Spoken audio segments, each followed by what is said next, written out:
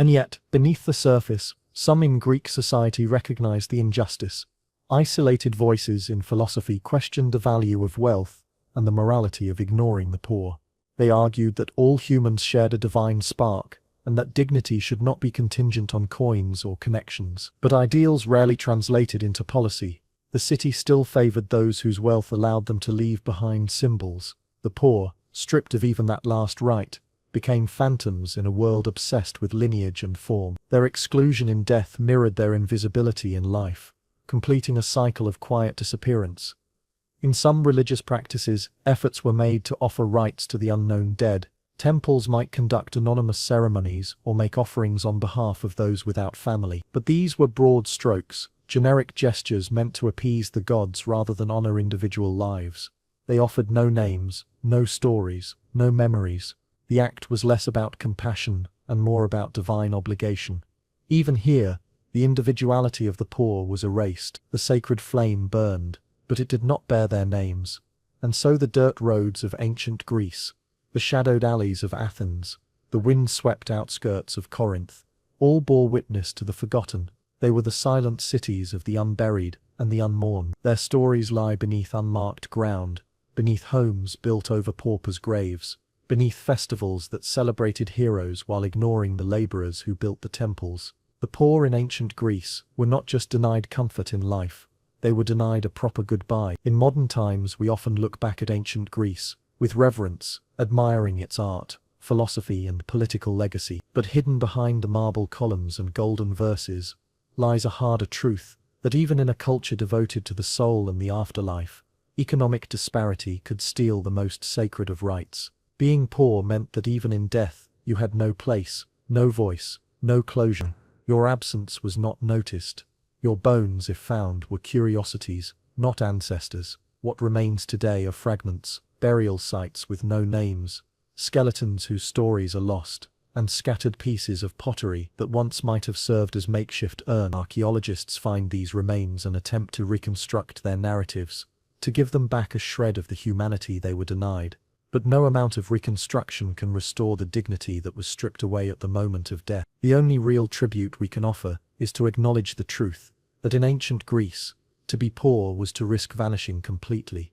And so we speak their story now, not with fanfare or monuments, but with words that remember the forgotten, words that offer, however belatedly, a kind of funeral they never received. Not in marble, not in gold, but in memory, in witness, in the recognition that every life, rich or poor, deserves to be seen, even in death.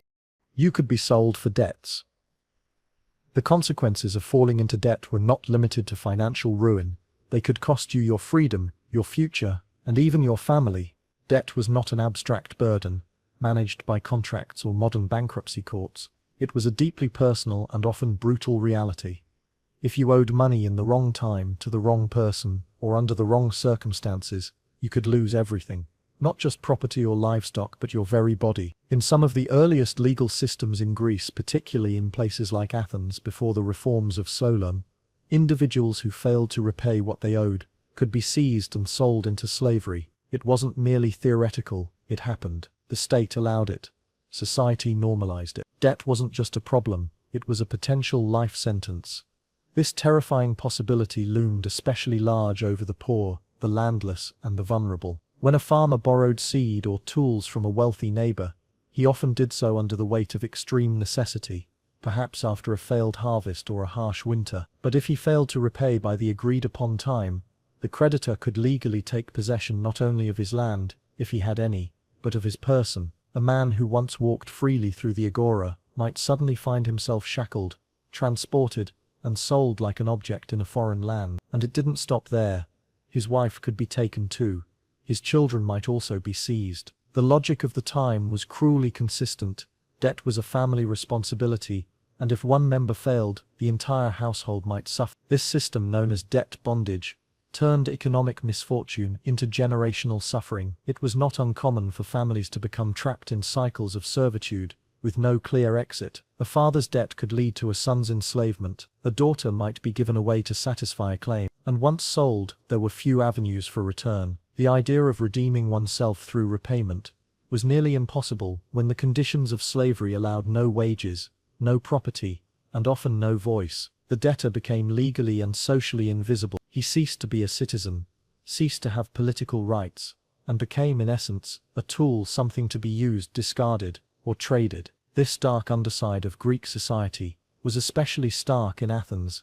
Before the 6th century BC, wealth inequality had grown severe, and the pressure on small farmers and tradesmen was relentless. The powerful aristocratic families held most of the land and all of the credit. They loaned grain and silver, not as acts of kindness, but as strategies of control. It was a system that enriched the elite and devastated the masses. The resentment boiled until it threatened the very stability of the city. The fear of enslavement through debt was not just a personal horror, it was a collective crisis. Men who should have been soldiers, citizens or thinkers, were being reduced to chattel. The body politic was breaking, and reform became inevitable.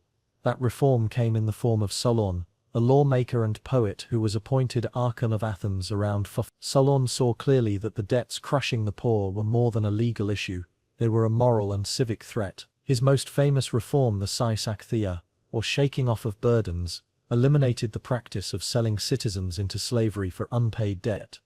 It cancelled many existing debts, freed those already enslaved under the practice, and forbade the use of one's body as collateral. It was a radical move, one that shocked the elites and offered hope to the downtrodden, but the damage already done was not so easily undone. Freed men returned to cities where their land had been lost, their families scattered, and their status diminished. Slavery might have ended for them, but the scars remained. Even with Solon's reforms, the shadow of debt remained a constant presence. While direct debt slavery was outlawed, other forms of economic entrapment persisted. The poor were still dependent on the rich. Loans continued, often at steep interest. Land remained concentrated in the hands of the few, and for those outside Athens, on its fringes, in rural villages, or in other city-states less influenced by reform, the old rules sometimes continued unofficially. Enforcement was inconsistent, and power still tilted heavily toward those with means. A poor man might not be sold into slavery, but he could be evicted, exiled, or ruined in ways that left him equally powerless. His labor might still be extracted under coercive terms. His rights might still be ignored.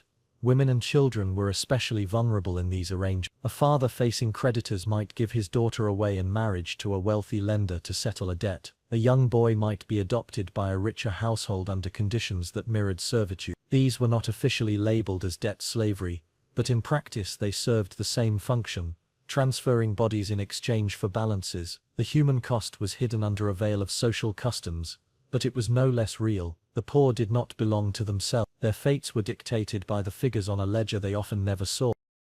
Athenian democracy wasn't for you. When people today speak of democracy, they often point to Athens as its cradle, an ancient beacon of liberty and civic equality. But the truth is more uncomfortable.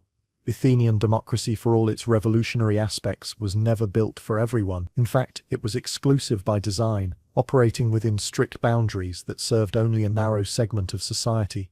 It wasn't a government of the people, but a government of some people.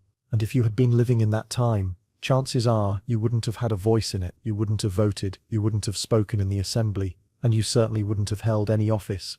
Because unless you were a free-born male citizen of Athens, wealthy enough, trained enough, and lucky enough, you were effectively invisible in the democratic process. From the very beginning, Athenian democracy was structured with limits. Out of a population that may have numbered hundreds of thousands, only a fraction, some estimates say as little as 10%, had the right to participate politically. That small elite of free male citizens over the age of 18 held the reins of power. Women, enslaved individuals, foreign residents, and even free men from other Greek cities had no political rights in Athens, regardless of how long they lived there, how much they contributed, or how deeply they cared about the city's future. The system was called a democracy, but it operated more like a club, with harsh rules about who could enter and who was forever left outside.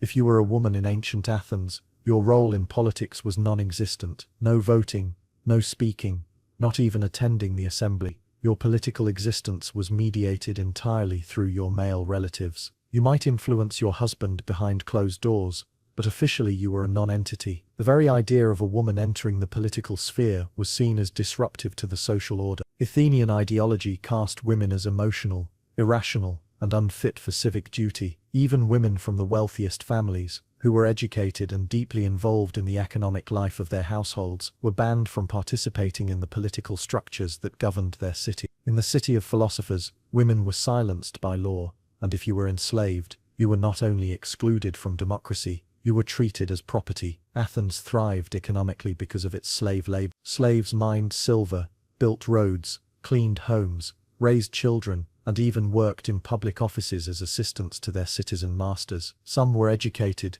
trusted, and skilled, but none of that mattered. No matter how essential you were to the city's functioning, you had no say in its decisions. You could not own land, raise a legal defense in court without being tortured, or form legal family ties. The democracy that Athens so proudly advertised depended on your silence, and labor. Foreigners, known as metics, didn't fare much better. Even if you had lived in Athens your entire life, paid taxes, fought in wars, and contributed to the city's prosperity, your non-Athenian origin excluded you from the political body. You were welcome to work, to live, and even to become wealthy, but not to speak or vote. Your status remained permanently limited, and your children inherited your political exclusion. In some cases, metics who offered significant service to the state were granted citizenship as a reward, but these were rare exceptions. The vast majority remained spectators to a system they helped sustain, and even among male citizens, the idea of equality was more theoretical than practical. While every citizen theoretically had the right to speak in the assembly, in reality the most educated and wealthy had the loudest voices. Rhetoric, training, and public presence were crucial in swaying the crowd, and only the elite had the resources to develop those skills. If you were poor or lacked education, you could vote, but your influence rarely stretched further. Offices like generals or treasurers required experience and prestige, and though some lower offices were assigned by lot to promote fairness, the higher positions often remained in the hands of recurring names and families. The concept of ostracism further reveals the hidden dangers of this democracy. Once a year, citizens could vote to exile anyone they felt had grown too powerful, too arrogant, or too dangerous to the balance of the city. No trial was needed. If enough citizens scratched your name onto a potsherd, you could be forced to leave Athens for 10 years. It didn't matter if you had committed a crime. Popular opinion was enough to end your political life, and your social one. This wasn't justice, it was preemptive elimination, often driven by envy, rivalry, or fear. In a system that prized freedom, exile could come not from tyranny, but from your fellow citizens. Judicial participation, another celebrated feature of Athenian democracy, was also riddled with complications. Citizens were selected to serve on massive juries, sometimes numbering 501 or even 1,001 members. This was meant to ensure fairness and reduce corruption, but it also meant that decisions were made by crowds often swayed by emotion, orators, or clever appeals rather than facts. There were no professional judges, no lawyers in the modern sense, and very little emphasis on precedent or legal consistency. If you found yourself accused in court, your fate rested in the hands of a volatile audience. One good speech could save you, one stumble could condemn you. There was also the matter of public speaking, or parousia, supposedly the right of every citizen to speak freely in the assembly. In practice, only those trained in rhetoric, often from wealthier backgrounds, could speak effectively. The poor might technically have the floor, but without education or charisma, their voices were drowned out. Skilled orators often dominated political debates, crafting narratives that swayed entire policies. While democracy claimed to give every man a voice, it was ultimately a contest of persuasion, not principle. Even access to political participation required time and leisure. A poor man who had to labor from dawn until dusk had far fewer chances to attend meetings, vote on laws, or volunteer for civic roles. While stipends were introduced to encourage wider participation, they were modest and inconsistent. Wealthy citizens, by contrast, could afford to spend days debating in the panics or serving on councils. Leisure was political power, and so democracy often became the domain of those who could afford to practice it. Religious and cultural norms reinforced these exclusions. Myths, dramas, and festivals routinely depicted ideal citizens as rational, male, and Athenian. The concept of citizenship was bound tightly to purity of lineage and adherence to social roles. Anyone who fell outside that narrow identity was treated with suspicion, disdain, or outright hostility. Citizenship laws were infamously strict. Pericles himself passed a law in 451 BC, requiring that both parents of a citizen be Athenian-born, which immediately excluded a large portion of the city's population. Identity wasn't just political, it was inherited, preserved through bloodlines, and guarded with obsession. What's perhaps most revealing is how often Athens used its democratic system not to protect the vulnerable, but to assert dominance. Democratic Athens built an empire, imposed tribute on allied states, and punished those who rebelled. They forced other Greek cities to adopt Athenian coinage, measurement systems, and even political structures, all under the banner of democracy. Democracy for Athens, control for everyone else. In this way, Athenian democracy was never truly about universal freedom. It was about self-rule for a select group, often at the expense of those around them. To be an outsider in Athens was to be reminded constantly of your limit. You could walk its streets, admire its art, and listen to its philosophers, but you could not shape its future, and even if you were a citizen, the threat of exclusion hung over you. Speak wrongly, associate poorly, or fall into debt, and you could lose your right. This wasn't a system of guaranteed freedom, it was a tightrope, and only the most careful kept their balance. Modern admiration for Athenian democracy often focuses on its groundbreaking ideas, the notion of citizen participation, equality before the law, and government by the people. These were revolutionary concepts, to be sure, but in execution, the democracy of Athens was limited, hierarchical, and exclusionary. It was a remarkable system for its time, but it was not inclusive. It wasn't built for the many. It was crafted for the few. If you imagine yourself living in Athens during its democratic peak, don't picture yourself standing confidently in the assembly, changing history with your vote. More likely you'd be watching from the sidelines, restricted by gender, birth, wealth, or state. You would be part of the machine, but never its operator. And in that sense, Athenian democracy wasn't for you. It was for those at the top of a very narrow pyramid, upheld by the silent majority below. Why ancient Greek toilets were a nightmare. When we imagine the glory of ancient Greece, our minds go to marble temples, flowing togas, bustling marketplaces, and philosophical debates echoing through colonnades. What we don't think about, but probably should, is what happened when nature called. Because in the midst of all that brilliance and culture, the reality of daily life was far less glamorous. Sanitation, particularly in the form of toilets, was one of ancient Greece's most overlooked and least pleasant aspects. To put it bluntly, using the bathroom in ancient Greece was a nightmare. It was uncomfortable, unsanitary, and often shockingly public. For all their architectural and intellectual advancements, the Greeks still hadn't solved one of life's most basic human needs with anything resembling dignity or efficiency. Let's start with the most basic fact. Privacy wasn't part of the equation. Most toilets in ancient Greek homes were rudimentary at best. Little more than a simple bench or a hole in the ground, often located near the kitchen or tucked into a corner of a courtyard. These setups lacked any form of enclosure or separation. If you were lucky enough to have a home with a designated latrine, it still likely offered no door, no ventilation, and no running water. More commonly, people resorted to chamber pots, portable containers that had to be emptied manually, often into the street or into cesspits that weren't always adequately drained. In public settings, the situation didn't improve. Communal latrines were common, especially in larger cities like Athens. These were essentially rows of stone benches with holes carved into them, all lined up over a shallow drainage system, if one existed at all. The problem? There were no partitions, no curtains, no screen. You sat side by side with fellow citizens, sometimes strangers, conducting one of the most private acts of human existence in full view of others. Modesty had no place in these facilities. Your only choice was to adapt or endure discomfort. And then there's the question of hygiene. Toilet paper didn't exist. Instead, the Greeks used what was available: leaves, pebbles, and small fragments of broken pottery known as ostraka. These shards were often repurposed voting tokens or discarded materials.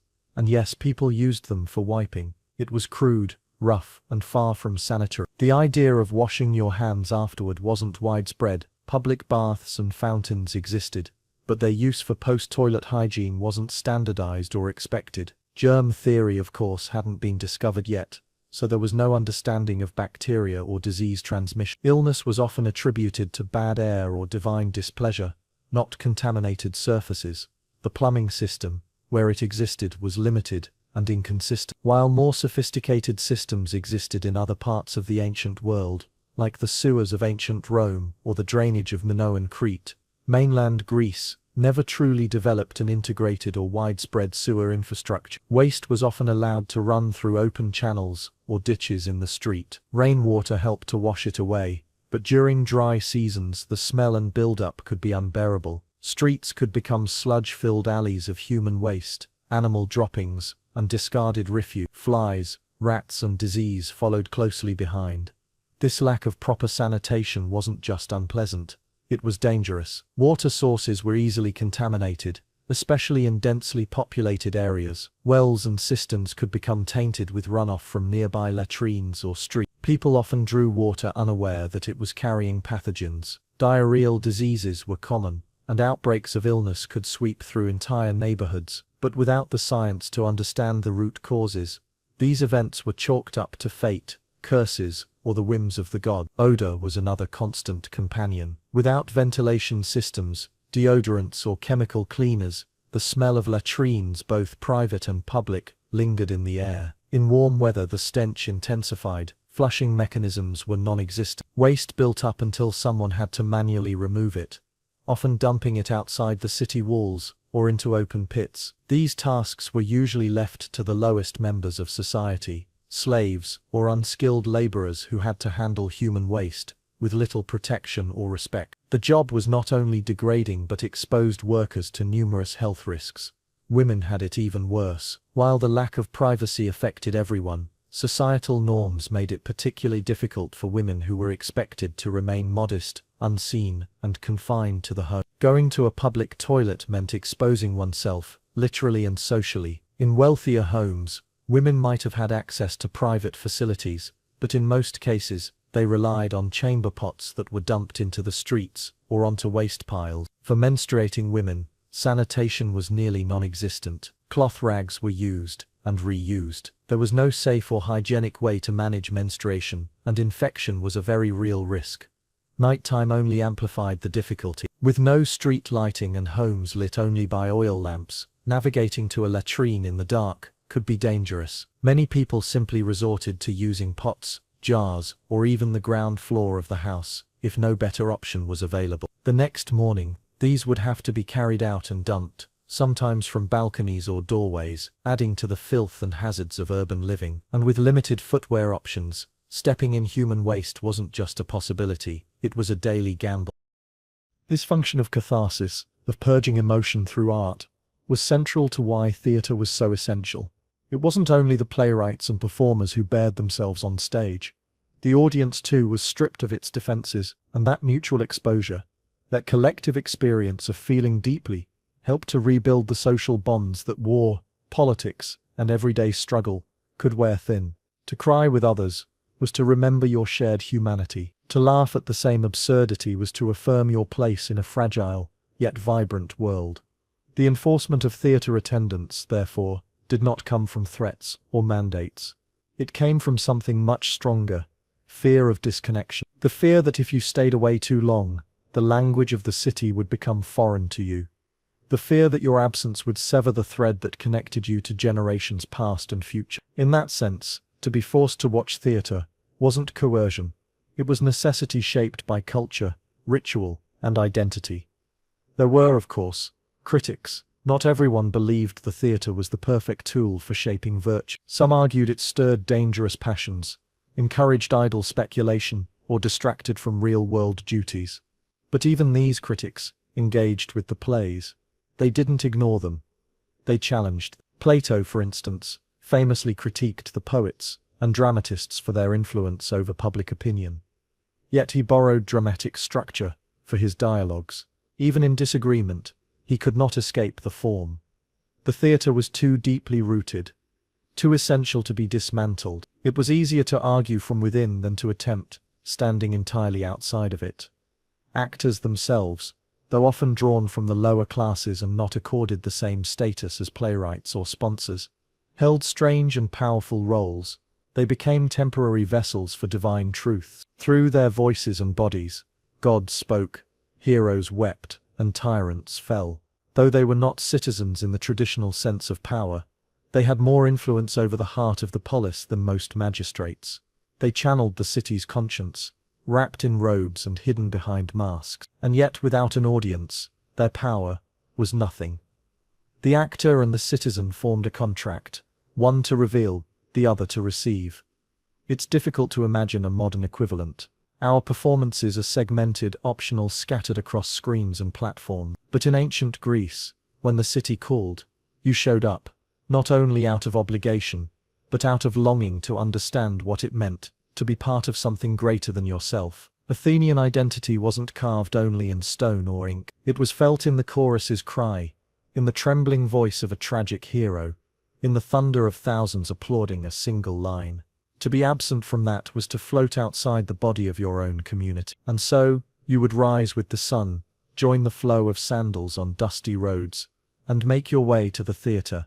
You would settle into stone seats worn smooth by generations before you. You would shield your eyes against the morning glare as the first actor stepped forward. And whether you liked it or not, whether you understood every word or none, you would be swept up into something far older and greater than yourself. You would feel your own thoughts stirring in the mouths of strangers.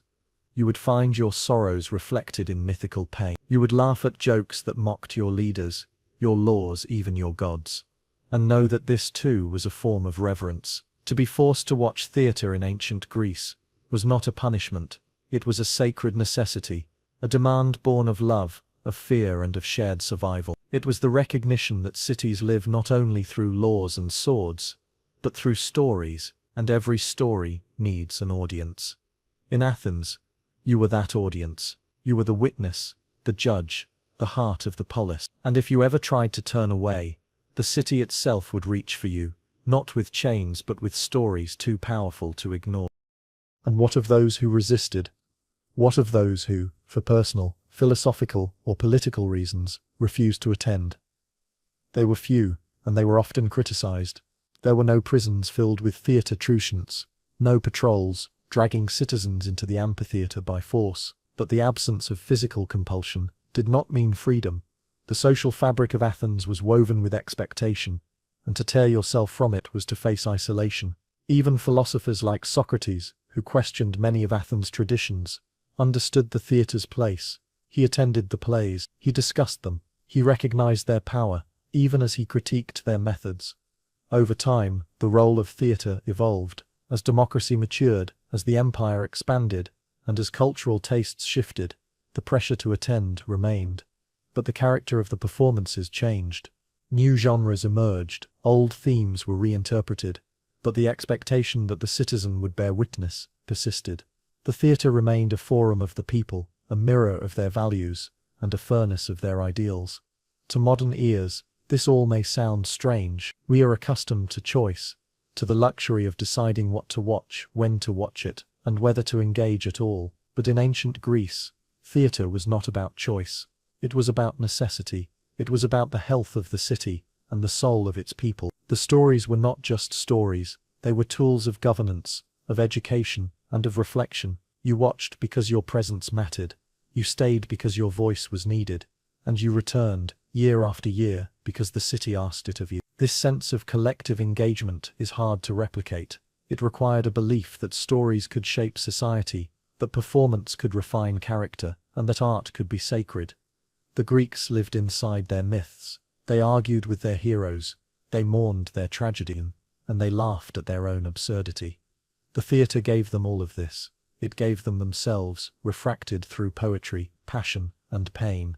And to turn away from it was to turn away from the city's most honest conversation with itself. So yes, in ancient Greece, you were expected to watch theatre, or else risk being seen as less than a citizen, or else lose your connection to the divine, or else fall out of step with the heartbeat of your people. It was not a punishment, but a demand rooted in hope, that through the shared act of witnessing, the city might become wiser, gentler, stronger. In the end, it wasn't compulsion by fear, it was compulsion by belonging. Because in that open-air stone theatre, beneath the sun and the gods, you didn't just watch a play, you became part of a civilization telling its story, one act at a time. The theatre's grip on the ancient Greek imagination wasn't confined only to the citizens who attended. It extended into the very language people used to speak about themselves and their world. Political discourse was theatrical. Courtroom speeches had dramatic structure. Even philosophical dialogues mimicked staged argument. The patterns of stagecraft became the patterns of public life. The citizenry, steeped in the language of myth and drama, learned how to think through character and consequence. Every Athenian grew up knowing that decisions were not abstract. They had tragic arcs, comic twists, and deeply human consequences. To live in the city and not absorb the theatre was to live without the tools to interpret what was happening around you. It was as if the city had built its moral compass from scripts and choruses. The line between spectator and participant blurred entirely.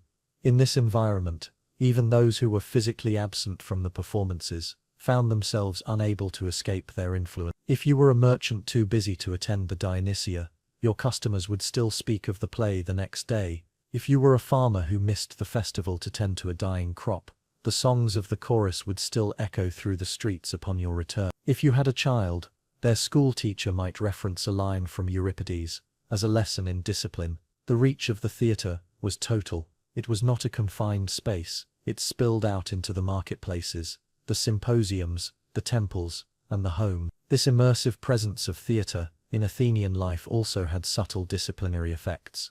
While there were no official sanctions for skipping a performance, the plays themselves sometimes included stinging critiques of apathy or withdrawal from civic life. Characters who refused to act, who chose isolation or detachment, were portrayed as cowards, fools, or villains. Audiences saw their worst fears and failings personified on stage, and because the stories were rooted in shared cultural memory, these representations stuck. People began to see themselves in the characters, not only in the heroes, but in the cowards, the tyrants, the opportunists. To miss that reflection was to risk not knowing how others saw you. For this reason, attending the theatre wasn't just about consumption, it was about self-defense. Being present allowed you to shape how you interpreted the message. It gave you the opportunity to laugh with your neighbors, instead of being laughed at behind your back. It allowed you to signal that you were part of the city's moral circle, that you understood its metaphors and participated in its collective emotional rituals. Theatre-going became a form of emotional fluency. To skip the performance was to become tone-deaf to the civic mood. The transformative power of the plays extended across generations. Children were brought to the theatre from a young age, not just for exposure to language and rhythm, but to internalize the deeper lessons of character and fate. They watched kings fall from pride, watched mothers destroy families through vengeance, watched warriors struggle with guilt and honor. These were not distractions, they were tools of preparation. A boy who would one day lead men needed to see what unchecked ambition looked like. A girl who would one day guide a household needed to understand the weight of silence or the cost of loyalty. These stories filled the gaps that law and doctrine could not reach. They taught not through edict, but through empathy. And yet, while attendance was expected, the experience was not always comfortable. The theatre confronted its audience.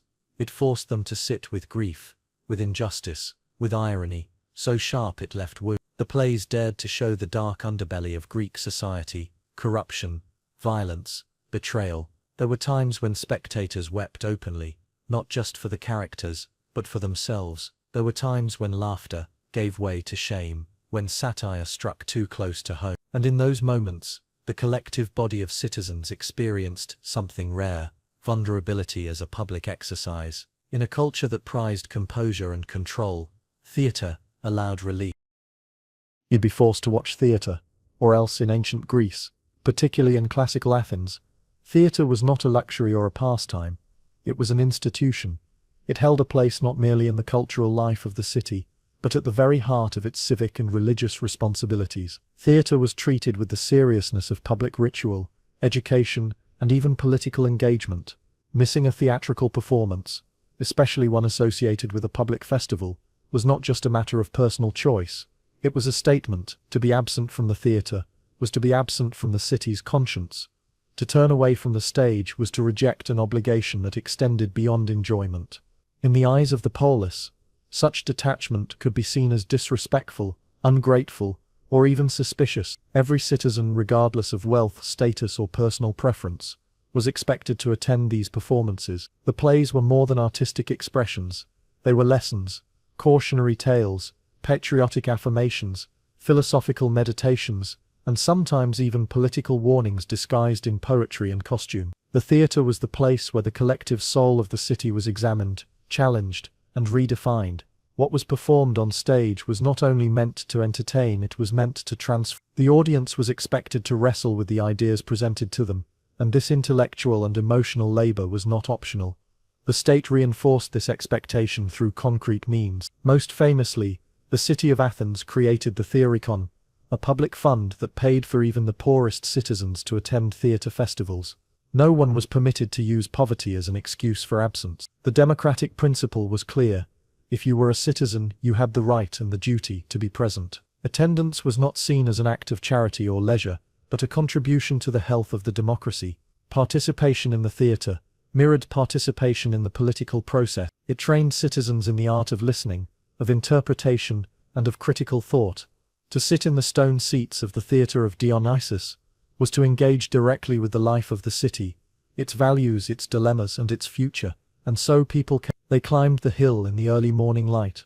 Families, farmers, craftsmen, magistrates and soldiers, forming a sea of expectation in the semicircle of stone. The performances began at dawn, and stretched into the evening. The plays were long, intense, and often emotionally devastating. Audiences wept openly. They shouted, laughed, and sometimes grew angry, but they remained. The social pressure to stay seated, to witness, to absorb, was immense. Leaving the theatre was not just physically disruptive, it was socially conspicuous. Everyone noticed, everyone cared, and the act of walking out could brand someone as apathetic or arrogant. The festivals themselves were among the most important events in the Greek calendar. The city Dionysia, held in the spring, was one of the largest and most significant. Over several days, playwrights competed to present their works, with tragedies, comedies, and satire plays staged one after another. These were not casual gatherings. Entire segments of the city's calendar and economy were devoted to these events. Official business paused. Theatres were cleaned and prepared. Dignitaries were seated. Judges were chosen to determine which playwright would receive the highest honors. The city itself became a stage, and every citizen a player, either on the marble steps of the theatre or in the streets surrounding it. What made these performances so inescapable was their connection to public morality. The Greeks did not separate art from ethics. A tragedy like Antigone was not simply a story, it was a meditation on law, justice, and civil disobedience. The Persians was not merely a historical play, it was an emotional reckoning with the aftermath of war. Oedipus Rex was more than dramatic irony. It was a confrontation with fate, pride, and the limits of human knowledge. The themes were universal, but the lessons were urgent, and the citizens of Athens were expected not only to watch, but to learn. Comedies too played a role in this educational function. While their tone was often bawdy and irreverent, their content was deeply political. Aristophanes, the most famous comic playwright, used humor as a scalpel. His plays ridiculed leaders, questioned policy, and exposed hypocrisy. The laughter he provoked was not a distraction from civic life, it was an engagement with it. By attending his comedies, audiences participated in a form of popular critique. They saw their own failings and absurdities reflected on stage, and in doing so they were invited to improve. The link between theatre and religion added further weight to these events. These were sacred festivals, dedicated to Dionysus. To attend a play was in a real sense, to take part in a religious ritual. The god of wine and ecstasy was also the god of transformation, of shifting identities, and of ecstatic revelation. Theatre was one of his sacred spaces. To miss a play was not only to shirk civic responsibility, it was to withdraw from a divine invitation. The performances were offerings, and the audience was part of the sacrifice. The masks, the music, the choreography, all were structured to open a doorway between the mortal and the divine, and everyone was meant to pass through it. Because the stakes were so high, non-attendance could provoke consequences, not always formal punishment, but certainly social exclusion. A man who refused to attend theatre without cause might be labelled antisocial or impure. He might be questioned in the assembly, or scrutinized in court. His neighbors might whisper about his lack of loyalty or discipline. Over time his reputation might erode. In a world where one's standing depended on public respect, This erosion could be fatal to one's political or personal ambitions. Participation in the theatre was part of one's civic resume. Absence was a form of Even the state understood this dynamic and worked tirelessly to ensure full participation. Wealthy citizens were required to sponsor parts of the production as part of their liturgical duties, an honor and a financial burden. Choregoi, as they were called, funded the training and costuming of the chorus. In return, they received recognition and, more importantly, esteem. Refusing this role could be met with legal challenge or reputational damage. Citizens were tied to theatre not only as spectators, but as enablers. The system depended on them, and in turn it demanded their devotion. The depth of public investment in the theatre extended into the architecture of the city. The Theatre of Dionysus was not tucked away in some corner. It was built into the slope of the Acropolis, near temples and government buildings. It was visible, accessible, and central. Its location spoke volumes. Theatre was not peripheral to Greek life.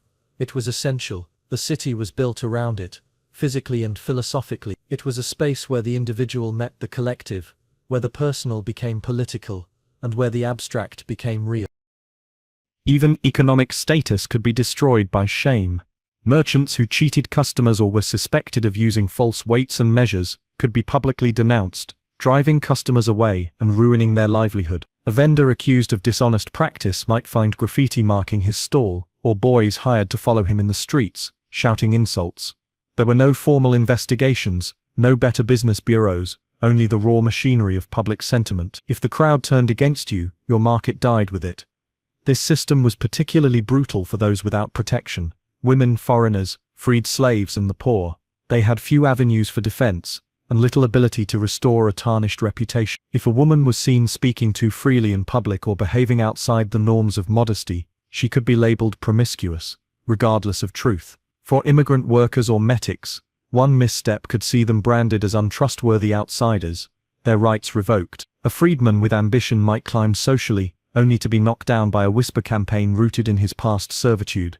Religious festivals often became thinly veiled stages for communal shaming. During certain processions or public celebrations, comedic actors and satirical performances would mock local citizens. These jests were not subtle, they named names, reenacted scandals, and lampooned individuals with exaggerated caricature. While technically entertainment, they served as warnings and social commentary. To be the subject of one of these performances was to be laughed at by your entire community. Some never recovered.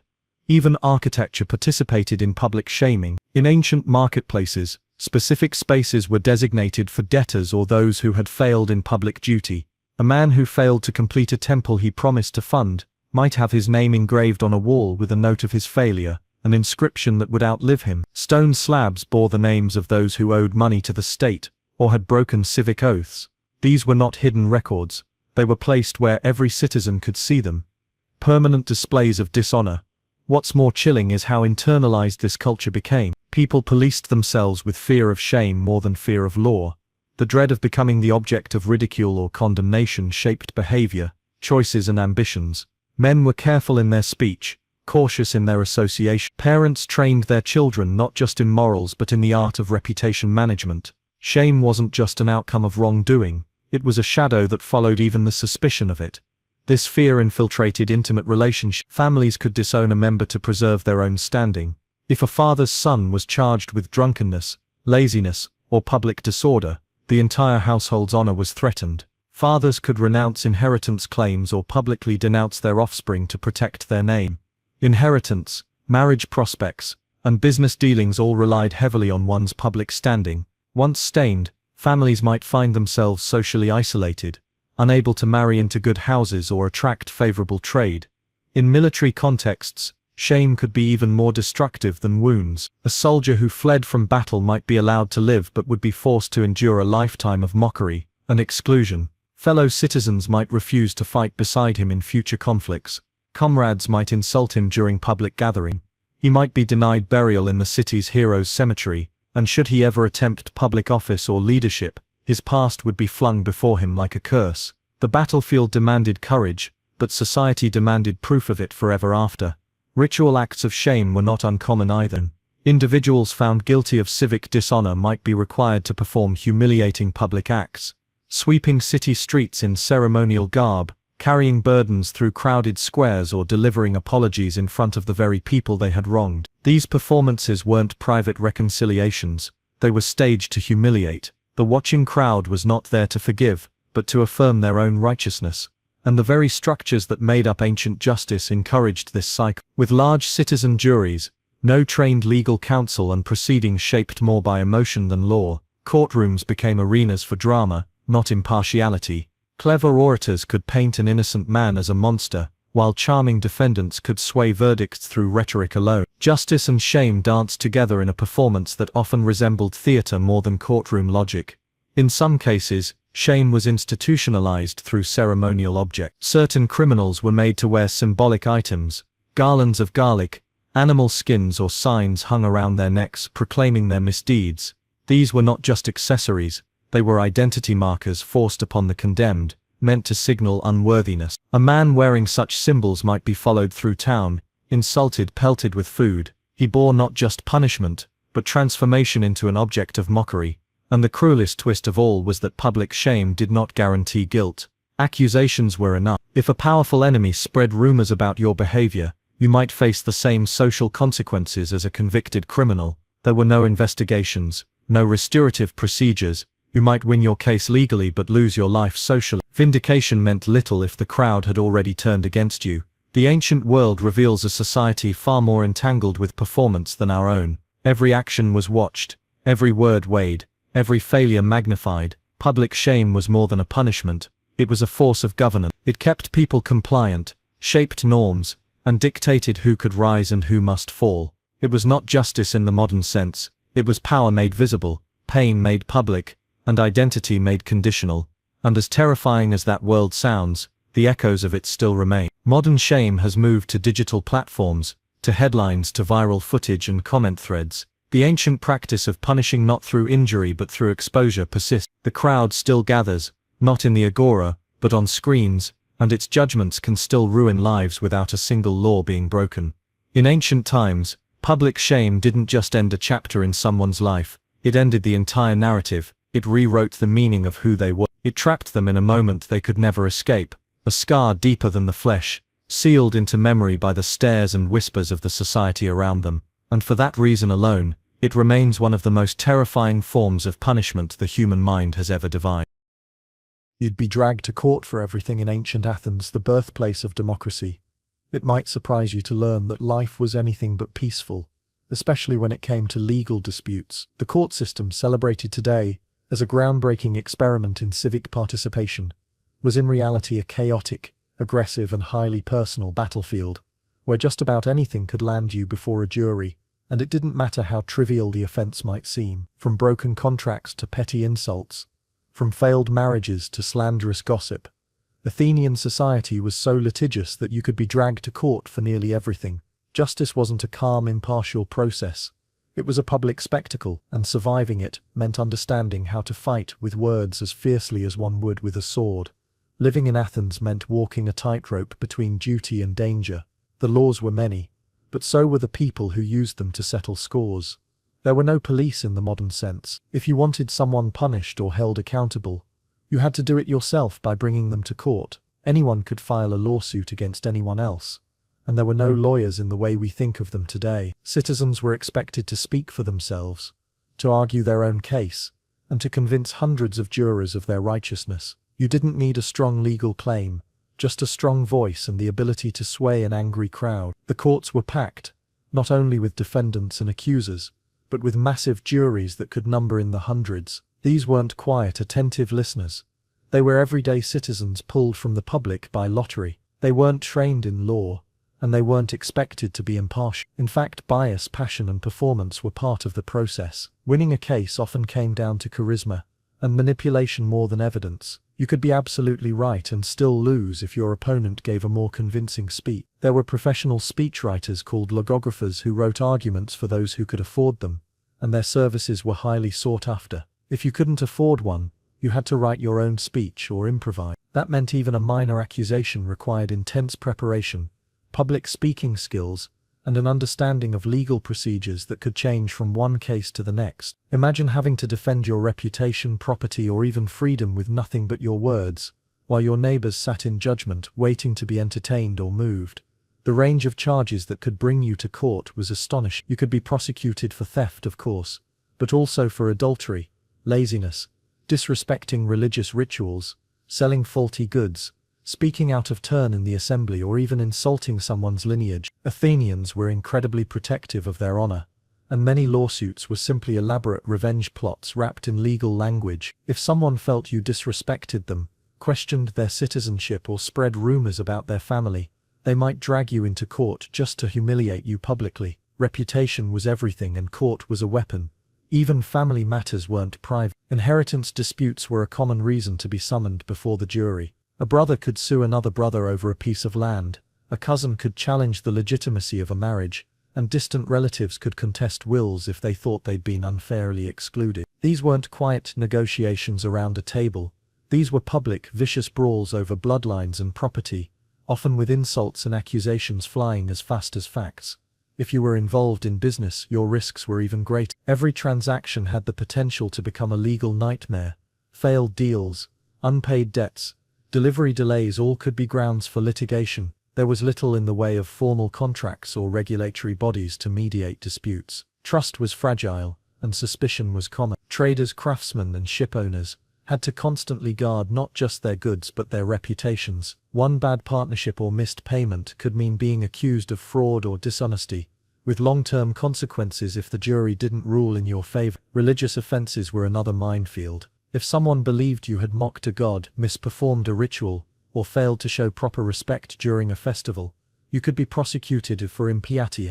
These cases were deadly serious. Being found guilty of offending the gods didn't just tarnish your name, it could result in exile or even execution. Socrates himself, one of the most famous thinkers in history, was sentenced to death on charges of corrupting the youth and disrespecting the traditional god. His crime wasn't violent, it was ideological, and yet in the eyes of the court that was enough. And let's not forget the political trials, which were especially cutthroat. If you dared to enter public life in Athens, you had to be prepared for constant scrutiny and the looming threat of lawsuits. Politicians were often accused of corruption, misuse of funds, or betrayal of the city. These accusations weren't always sincere. They were political weapons used to bring down rivals. Athenian democracy encouraged participation, but it also punished visibility. The more powerful you became, the more likely someone was waiting to take you down through the courts. Philosophers of later eras would sometimes decry these injustices. Thinkers like Plato and Aristotle acknowledged that extreme poverty and debt undermined the harmony of the polis. They spoke of moderation, of balance, of just rule. But even as they built ethical frameworks, they often stopped short of condemning the economic structures that allowed human lives to be collateral. The institution of slavery, debt-based or otherwise, was woven too deeply into the economy, into tradition, into the very language of ownership and value. It was easier to speak of justice in the abstract than to confront the realities of how wealth was accumulated and maintained. And yet, the fear of being sold for debt remained an enduring cautionary tale. It lingered in the minds of citizens as a warning. Do not borrow more than you can repay. Do not trust those whose coin comes with chains. Do not fall behind. It shaped behavior, relationships, and politics. It reminded everyone that freedom in ancient Greece was conditional, not only on birth or citizenship, but on solvency. One misstep, one bad season, one illness or misfortune could send you down a slope from which there was no return. What made this reality even more chilling was the normalcy with which it was treated. To the wealthy, it was simply a fact of life, a mechanism to ensure repayment, a guarantee of order. There was little room for compassion in contract. Debt was a form of control, and its enforcement, even through slavery, was seen as necessary. The suffering of the debtor was not viewed as tragedy, but as consequence. If anything, it reinforced the moral narrative of the time, that the successful were virtuous, and the impoverished had simply failed to meet the standards of discipline and responsibility. In theatre and literature, these themes occasionally surfaced. Characters ruined by debt, sold into hardship, or separated from families, appeared in stories meant to evoke pity or reflection. But rarely did these tales call for systemic change. They were personal dramas, not political manifestos. The audience might weep, but the system endured, and so the cycle continued.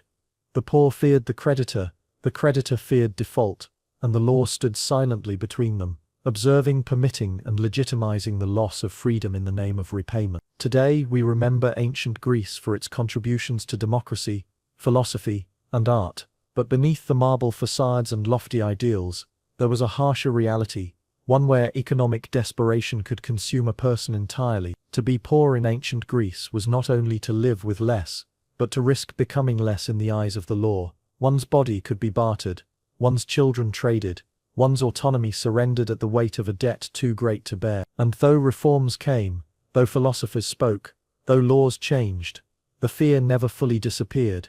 That fear, the fear of being owned, of being reduced to an asset, of having your body carry the weight of numbers not your own, is a legacy that echoes far beyond antiquity. It is a reminder that economic justice is not just a modern concern, it is ancient, it is old as coin, and in that distant world of oracles and oaths, it was real enough to chain the free, to shatter families, and to sell human beings as if they were wheat or stone. In ancient Greece, a name, a voice, a soul could be lost to debt, and for many it was. Being poor meant no funeral. In ancient Greece, death was more than an end. It was a passage, a ritual, and a moment of profound public significance. But for the poor, death was stripped of nearly all its dignity. Where the wealthy enjoyed elaborate ceremonies, marble tombs, and public remembrance, the impoverished often vanished in silence, their final moments unmarked, their bodies left to fate, and their memories swiftly forgotten. The ancient Greek world, which gave birth to democracy, philosophy, and the arts, also drew harsh social lines that extended into the realm of death itself. In a society so heavily influenced by ritual and public spectacle, the absence of a funeral was not merely a logistical failure, it was a profound erasure of personhood. For the elite, funerals were a stage for virtue and legacy. Family members gathered to conduct solemn rites, priests oversaw proper libations, and the dead were guided to rest with offerings meant to please the gods and ensure safe passage to the underworld. Wealth could buy a long procession, singers to chant laments, and professional mourners to demonstrate grief with rehearsed cries. It could buy a finely carved gravestone, inscribed with noble deeds and proud ancestry, placed where it would be seen and remembered. Death was a continuation of social identity, a final chance to assert one's place in the hierarchy. But for the poor, there were no processions, no rituals, no priests waiting with sacred words. Their passing was quiet, often unseen, and frequently dealt with not by family, but by the city's lowest paid laborers or not at all.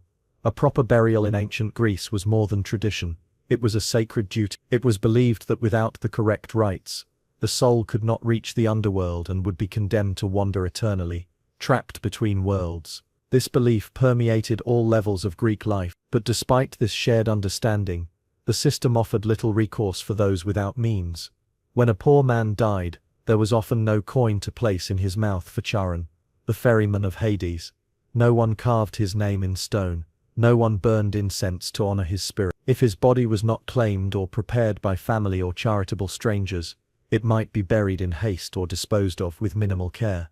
In some cases it would be left exposed on the outskirts of the city, vulnerable to the elements and scavengers. This disregard was not out of malice, but rooted in practicality and social structure. Greek city-states operated with clear class divisions, and those who could not contribute visibly to civic life were often overlooked even in death. The poorest citizens, the laborers, the freed slaves, and the foreigners who lacked a patron or kin network, were the most at risk of dying without honor. When they passed away, there were rarely funds for a coffin or a pyre. Even the most basic funerary vessels were out of reach. Without material possessions or land, they left nothing behind but a lifeless body, and in many cases, not even that was treated with ceremony. Occasionally, cities made attempts to address this brutal reality. Athens, for example, had public burial provisions for certain classes of citizens, particularly those who had served in war. If a poor man had fought for the city and died in battle, his body might be returned and honored collectively, but this was the exception, not the rule. The majority of the poor died in obscurity. Their stories ended not with a eulogy, but with silence. Even philosophers, who valued the soul over material wealth, rarely extended that compassion into structural support for proper funerals. The prevailing belief was that dignity in death, like comfort in life, was something earned or inherited, not something owed.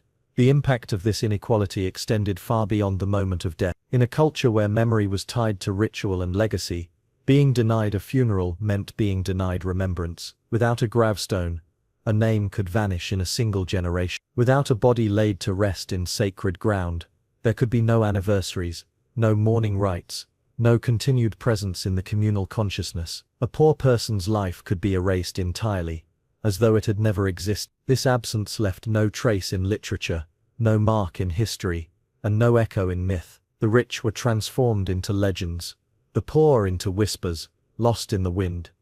In some cases, desperate families improvised. If they could not afford a proper funeral, they might bury the body themselves under cover of night, using discarded fabrics as shrouds, and earth as a makeshift grave. They might offer prayers whispered instead of sung, food left secretly instead of paraded offering. These acts were not just expressions of grief, they were acts of resistance against a system that denied them the right to mourn properly. Still, such gestures rarely brought peace. Without community recognition, the rituals lacked their full power. Funerals were not just for the dead, but for the living, and when poverty denied them, it left the bereaved in a liminal state, grieving without closure, loving without public validation. The tragedy of these forgotten lives is amplified by the irony that the Greek world so deeply revered memory and legacy. The epics of Homer, the tragedies of Euripides, and the histories of Herodotus all revolve around names remembered and deeds honored. Yet these cultural treasures rarely spoke for the poor. They were written by and for those with the means to be heard. The unmarked dead had no poets. Their suffering, though equal or greater, went undocumented. Their hopes, failures, and final breaths belonged to no narrative. In the heart of a civilization that valued thought, debate, and expression, they were denied even a final sentence. Your death would be a spectacle in ancient Greece. Death was not a private affair. It was not something hidden behind closed doors or softened by hushed voices. It was a performance, an event, and in many cases a communal spectacle that unfolded under the gaze of neighbors, rivals, politicians, and even the gods themselves. To die in ancient Greece was to be seen. Whether your end came on the battlefield, in the courts, at home, or in the arena, your final moments had meaning far beyond the personal. They became part of a larger narrative, of honor, of justice, of tragedy, or of shame. Death in this world was rarely silent. It echoed in the streets, was carved in stone, painted on pottery, and etched into the memory of the polis. There was no such thing as an invisible death. Whether celebrated, mourned, or reviled, your final breath became a part of the social fabric, a reflection of your role in the grand theater of the Greek world. For the citizens of Athens, Sparta, and beyond, death was woven into the rituals of life. From childhood, one learned that how you died mattered as much as how you lived. The death of a hero was immortalized in epic poetry. The death of a traitor was remembered in public shame. For warriors, death in combat was the ideal, an ultimate offering to the city-state, a passage to eternal glory. The fallen soldier became more than flesh. He was a symbol. His body, bloodied and broken, was draped not in pity, but in admiration. Mothers were told to rejoice at the news of a son's noble death, and those who grieved too loudly risked dishonor. Even funerary rites were structured to control emotion, to shape mourning into a spectacle of loyalty rather than loss. The tomb became a monument to civic pride, and the name of the fallen was passed on with reverence in the public square. But not all deaths were exalted. Some were staged. Some were deliberate and calculated performances, designed to affirm the state's power, to reinforce law, or to entertain the restless masses. Public executions were a statement, an act that declared what the polis stood for and what it condemned. Criminals, philosophers, political dissenters, anyone who stepped too far outside the accepted order, might find themselves at the center of a state-sponsored ending. The condemned became actors in their own undoing. Crowds gathered, verdicts were read, and the process unfolded with ritual precision. The body, once animated by breath and thought, was dismantled piece by piece, through poison, blade, or exposure. The spectacle did not end with death. Often the body was displayed, the method discussed, and the legacy debated. Even in disgrace, a person's final moments were never forgotten. They were absorbed into collective memory, told and retold to instruct, warn, or inspire. Among the most well-known deaths in Greek history is that of Socrates, condemned not for murder or theft, but for the corruption of youth and the impiety of questioning the gods. His trial was not hidden in some forgotten corner. It was public,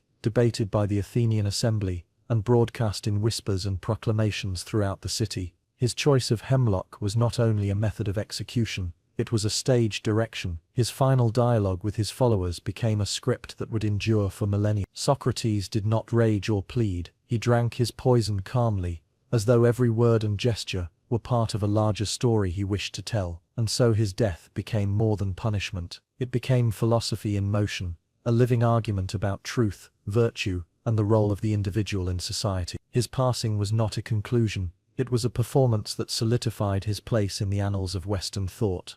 But not all spectacles of death were carried out with solemnity or philosophical purpose. In festivals and games, death could be entertainment. Though the Greeks did not engage in gladiatorial bloodsport on the scale of later Roman arenas, there were public contests and staged battles where injury and even fatality were possible. The pancration, a brutal mix of wrestling and boxing, sometimes ended in death. Spectators cheered not out of cruelty, but out of a shared understanding that life and death were entwined with the pursuit of excellence, valor and strength. To watch a man risk his life in front of a crowd was to witness a form of divine aspiration. Even in the Dionysian festivals, where plays were performed and tragedies unfolded on stage, the death of fictional characters moved audiences to tears. The boundary between drama and reality was thin, and the lessons of theatrical death were taken serious. They offered a mirror to society's fears, hopes and flaws.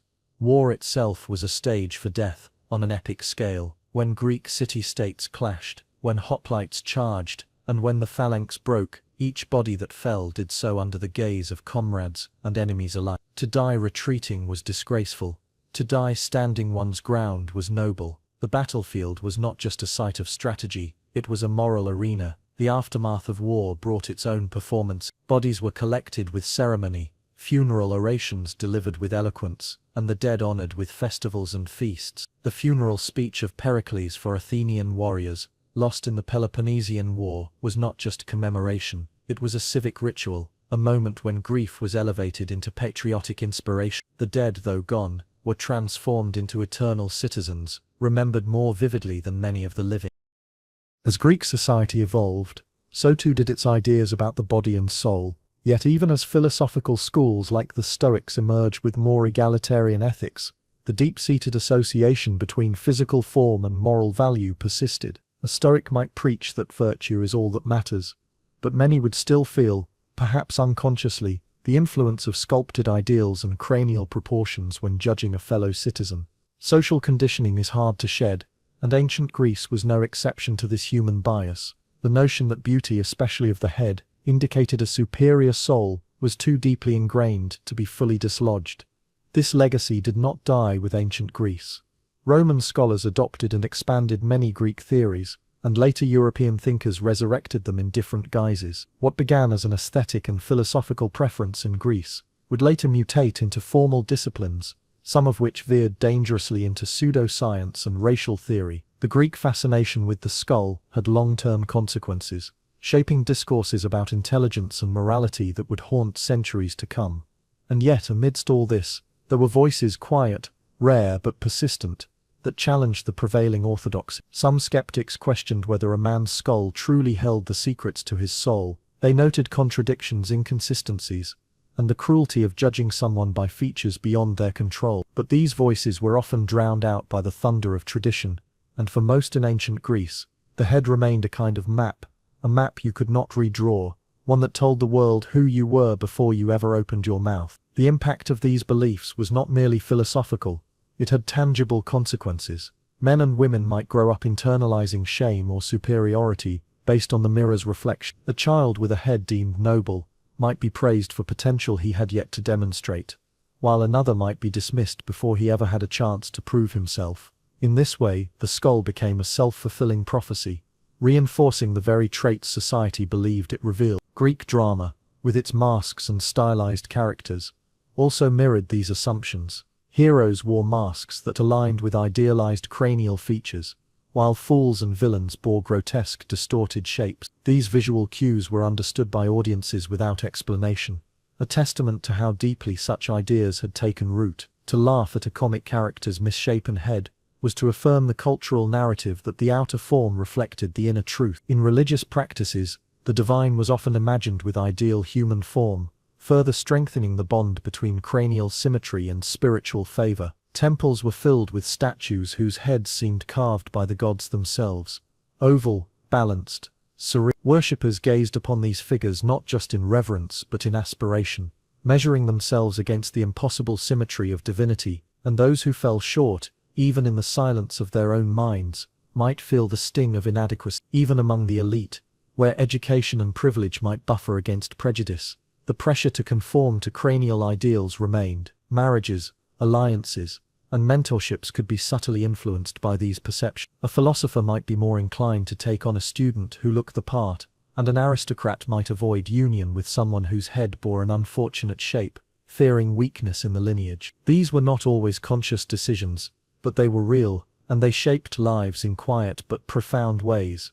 So while ancient Greece gifted the world with unparalleled philosophical insight, it also left behind shadows, biases, dressed as wisdom, beauty mistaken for truth. The belief that a person's skull could reveal their destiny was not just a misstep of science. It was a window into how even the most enlightened cultures can carry darkness at their core. The story of cranial judgment in ancient Greece is a reminder that knowledge, when mixed with prejudice, can become a powerful tool of exclusion. It also reveals something timeless about the human condition, our tendency to read meaning into the body, to make assumptions from appearances, to seek shortcuts to understanding others. Though our modern sciences have discredited these early notions, the temptation to judge by form lingers in new ways. We see it in hiring decisions, in media portrayals, in social hierarchies that privilege the symmetrical and punish the atypical. The Greek obsession with the skull was an ancient mirror held up to a flaw we have yet to fully overcome. And so in imagining yourself walking the sunlit plazas of Athens or sitting in the shaded corners of a symposium, remember, before you spoke, before you proved your merit, you might already have been judged quietly, firmly and irrevocably by the shape of your skull. You wouldn't survive a hoplite battle. The moment you stepped onto the battlefield as a hoplite, you'd know you weren't ready. The sun would be rising over a landscape carved by dust and desperation, and all around you, men, ordinary farmers, craftsmen, fathers, would be tightening leather straps, adjusting bronze helmets, and offering quiet prayers to gods who may or may not be listening. You'd be standing shoulder to shoulder with them, part of a phalanx, the tightly packed wall of flesh, bronze, and wood that defined Greek warfare. But no amount of mental preparation could truly brace you for the fear. You wouldn't survive a hoplite battle, not because you lacked courage, but because courage alone wasn't enough to survive that kind of organized chaos. Being a hoplite wasn't a profession. It was a civic duty. You weren't a soldier trained from birth. You were a citizen called to fight, and that meant you brought with you not just a shield and spear, but the weight of your life back home. Debts unpaid, children waiting, crops half sown. The armor you wore was heavy, over 60 pounds, layered with linen, bronze and wood. The helmet limited your vision, and every breath you took was hot, metallic, and shallow. The shield, or aspis, was nearly 3 feet wide and strapped to your arm in a way that left little freedom of movement. Your spear was long but brittle, easily shattered or lost in the first clash, and yet, you were expected to hold the line without hesitation. Once the signal was given, the phalanx moved, slowly at first like a living wall, then faster, and just before impact, the world collapsed into noise. There were no formations as neat as the ones you'd seen on painted pottery, no perfect discipline. Once the first ranks made contact, everything turned violent, messy, and personal. Shields slammed into shields, spears snapped against armor, men pushed forward not with finesse, but with raw force. You'd be trapped in the crush, body pressed against body, unable to raise your arms freely, unable to retreat. The ground would shake beneath you as thousands of feet stomped, slid and stumbled through blood-slick earth.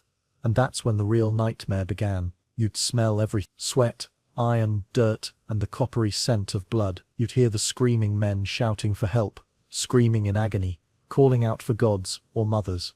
The clang of metal would be deafening. Each blow that landed was not just a strike. It was the sound of someone's body breaking. You wouldn't be dueling one man in fair combat. You'd be stabbing blindly, jostled from all sides, hoping your blade found flesh before someone found you. And when a man fell, There was no space to sidestep. You'd likely step on him, trip, or fall next to him, and that falling was nearly a death sentence. Once on the ground, the chances of getting back up were slim. The phalanx didn't stop for individuals. You'd be crushed underfoot by your own comrades, or skewered by the enemy. Your armor, once your protection, would now weigh you down like an anchor. Your shield, too wide to let go easily, would trap your arm as you struggled to rise. All around you, the rhythm of the fight would continue, indifferent to your fate. Men weren't always killed cleanly. Some were trampled, others suffocated beneath the pile of bodies. Death came slowly for many, and painfully. Even if you stayed on your feet, surviving meant enduring a level of fatigue that bordered on inhuman.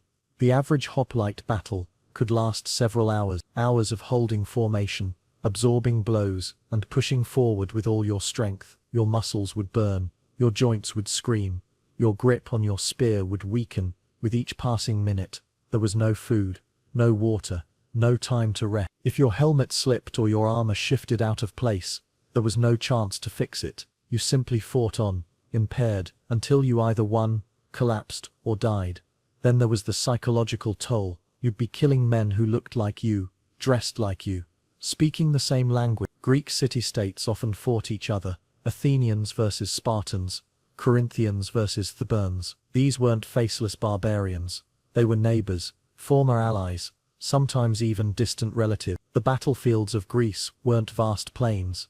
They were valleys, hills, riverbanks, not so far from where you lived, and when it was over, the survivors would often recognize the dead. Names would be spoken with horror. Stories would be passed around of the man who fought beside you last summer, but now lay face down in the mud. Retreat was not an option.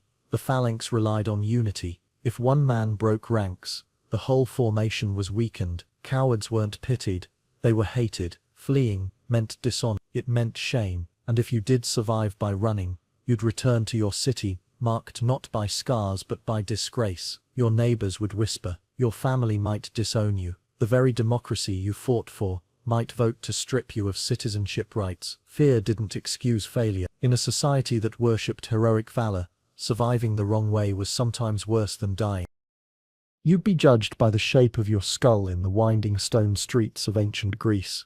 Long before modern science defined our understanding of anatomy and genetics, ideas about the human body were shaped as much by philosophy as by observation. Among the many beliefs held by Greek thinkers, one particularly unsettling notion took hold, one that echoed through generations and shaped social, intellectual, and even moral judgments. It was the idea that the shape of your skull, the very contours of your head, could reveal not just your intelligence, but also your character, your virtue, and your place in the natural order. In ancient Greece, where form and ideal proportions were revered, the human head was not just a container for thought, it was thought itself made visible, and those who deviated from perceived perfection were seen as inferior by nature. The belief that cranial shape could serve as a window into the soul was not a fleeting superstition.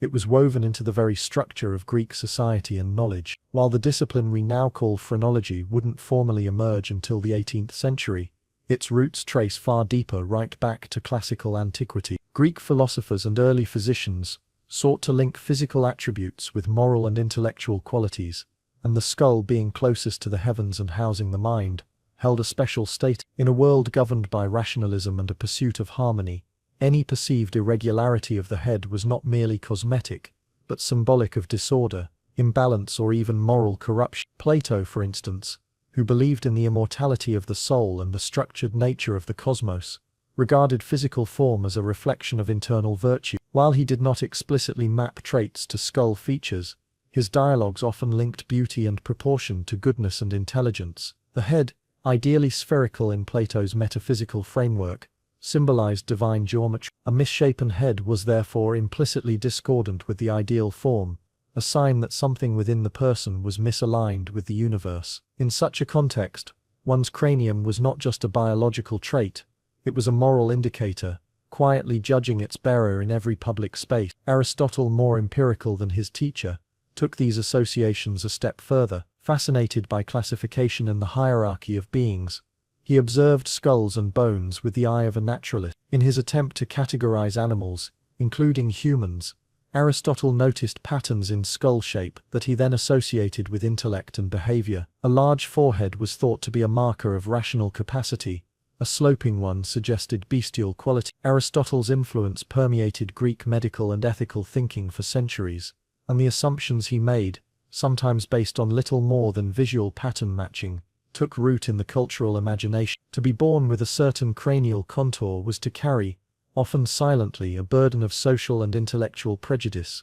These early ideas were not confined to the musings of philosophers and physicians alone. They bled into daily life, into art, politics, and education. Sculptors, in crafting statues of idealized gods and heroes, emphasized symmetrical, well-shaped heads to signal perfection and divinity. The public became accustomed to associating these forms with greatness, while irregular features were often reserved for comic relief, villainy, or depictions of foreigners. In this way, aesthetics became a covert form of judgment, reinforcing a social hierarchy predicated on appearance and presumed inner worth.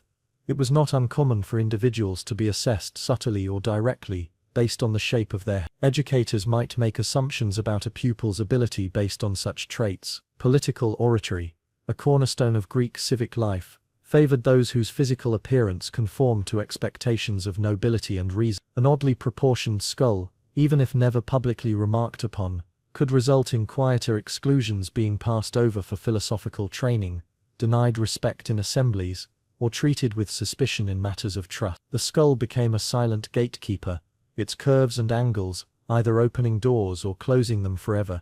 Among Greek physicians, Hippocratic writings contain fascinating if troubling references to head shapes and their supposed meanings. Hippocrates himself emphasized balance and the humors, yet some of his followers ventured into theories that bordered on proto-phrenology. They speculated that brain function might vary depending on the shape of the skull, especially in the context of injuries or abnormality. What began as medical observation drifted easily into moral evaluation. A head that was too flat or overly elongated might be associated with mental deficiency or moral instability, and treatments could include not only physical remedies, but behavioral corrections intended to realign the patient with social norms. There are records too of certain tribes or regions being stereotyped based on their cranial features. The Greeks, despite their admiration for knowledge, were not immune to ethnocentric thinking. They often regarded non-Greek peoples with suspicion, noting physical differences in appearance, including skull shape, as signs of inferiority or savagery. These assumptions were used to justify slavery, conquest, and cultural dismissal. The shape of a skull was not just a personal trait, it became a political marker, a weaponized silhouette used to draw lines between civilized and barbaric, between worthy and less. Women's deaths, too, could become spectacles, though often of a different kind. While their participation in war and politics was limited, their deaths in childbirth, in mourning, or in mythic tragedy, were often portrayed as emotionally charged and symbolically rich. Antigone's defiance and her eventual death were remmatized not just as personal sorrow, but as a critique of tyranny and a declaration of familial loyalty. Female suicides, often depicted in plays and stories, were not ignored but ritualized, framed in ways that emphasize sacrifice, resistance, or purity. Even in private spaces, a woman's death could echo across the city if it aligned with values the society cherished or feared. The home was no refuge from the gaze of the polis. If your end served a moral or cultural purpose, it was sure to be remembered, retold, and reinterpreted. Sacrifices to the gods added another layer to the spectacle of death. Though human sacrifice was rare in classical Greece, its presence in myth and legend reveals the symbolic weight it carried. Stories of Iphigenia, offered up to appease Artemis, or the sacrifices at Thebes and Delphi, showed how intertwined death was with divine will. Even animal sacrifices, conducted with precision and ritual, reminded all present that death was necessary for harmony between mortals and immortals. Blood spilled in these acts was not only a gift but a message, a visible sign of submission, reverence, or desperation. Observers watched closely, interpreting omens, noting every twitch of the animal, every flicker of the flame, searching for signs that the offering had been accepted. Death in ancient Greece was also a legal and political tool. Exile, confiscation, execution, these were not just punishments but public statements. The death of a political figure could trigger upheaval, riots, or shifts in policy. Assassinations were not uncommon, and their aftermaths were often managed through orchestrated displays of justice or vengeance. A leader's funeral could become a rallying cry or a moment of fragile transition. The way a man died, whether he was struck down in his bed, poisoned in secret, or slaughtered in public, shaped how he would be remembered, and whether his death would inspire mourning or relief. Even the dead who did not die famously were given roles in the afterlife drama of Greek society. The proper burial of the dead was of utmost importance. To leave a body unburied was considered not only an insult, but a spiritual violation. It was believed that souls without burial could not cross into Hades and would wander endless. Families went to great lengths to ensure funeral rites were completed, offerings were made, libations poured, and the deceased guided into the next world with the care and attention of a final performance. Death rituals were not optional, they were social imperative, and when these rites were denied or disrupted, it provoked outrage, even conflict. Monuments and tombstones lined the roads leading out of Greek cities, each inscribed with names, poems, or epitaphs. They were not merely markers, they were public declarations. They announced the manner of death, the virtues of the deceased, and their connection to the community. Some featured sculpted scenes of the person's life or death, turning the very stone into a canvas for memory. Travelers passing by could read, reflect, and carry those stories with them. The dead were not hidden away, they remained present in the daily landscape, their fates lingering in stone and memory.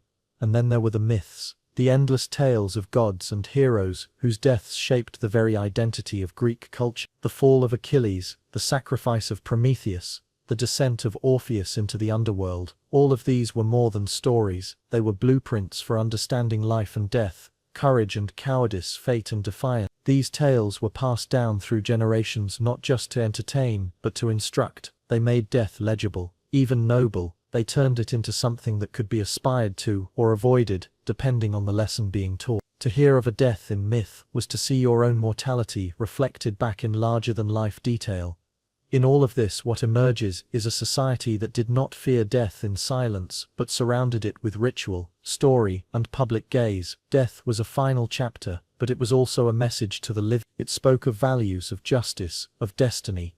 It reminded all who watched that they too would one day take their place in the unending spectacle. Whether they died in shame, in honor, or in anonymity would depend not only on their actions, but on how those actions were seen, interpreted, and remembered. To live in ancient Greece was to live with the knowledge that your end would not be your own. It would belong to the city, to the family, to the gods, and to the stories yet to be told. Death was never just death. It was a performance, and you, whether you wanted to be or not, were always on stage. Drinking water could kill you.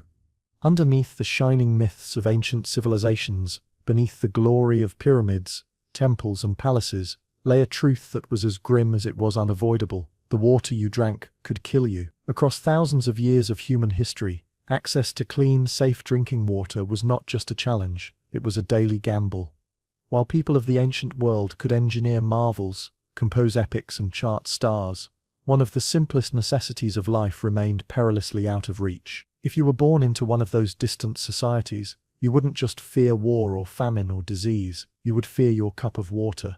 From Mesopotamia to medieval Europe, rivers, wells, and fountains were lifelines. But they were also reservoirs of invisible danger. No civilization, no matter how advanced, had the scientific knowledge to understand microbial contamination. The notion that something unseen in water could cause illness didn't exist. The concept of boiling water as a safety measure wasn't widely practiced. Instead, the taste, appearance, or source of water determined whether it was considered drinkable. If it was clear, if it flowed, or if it came from a spring, it was assumed to be safe. But pathogens, bacteria, viruses, parasites, didn't care about clarity or reputation, and people paid the price with their lives.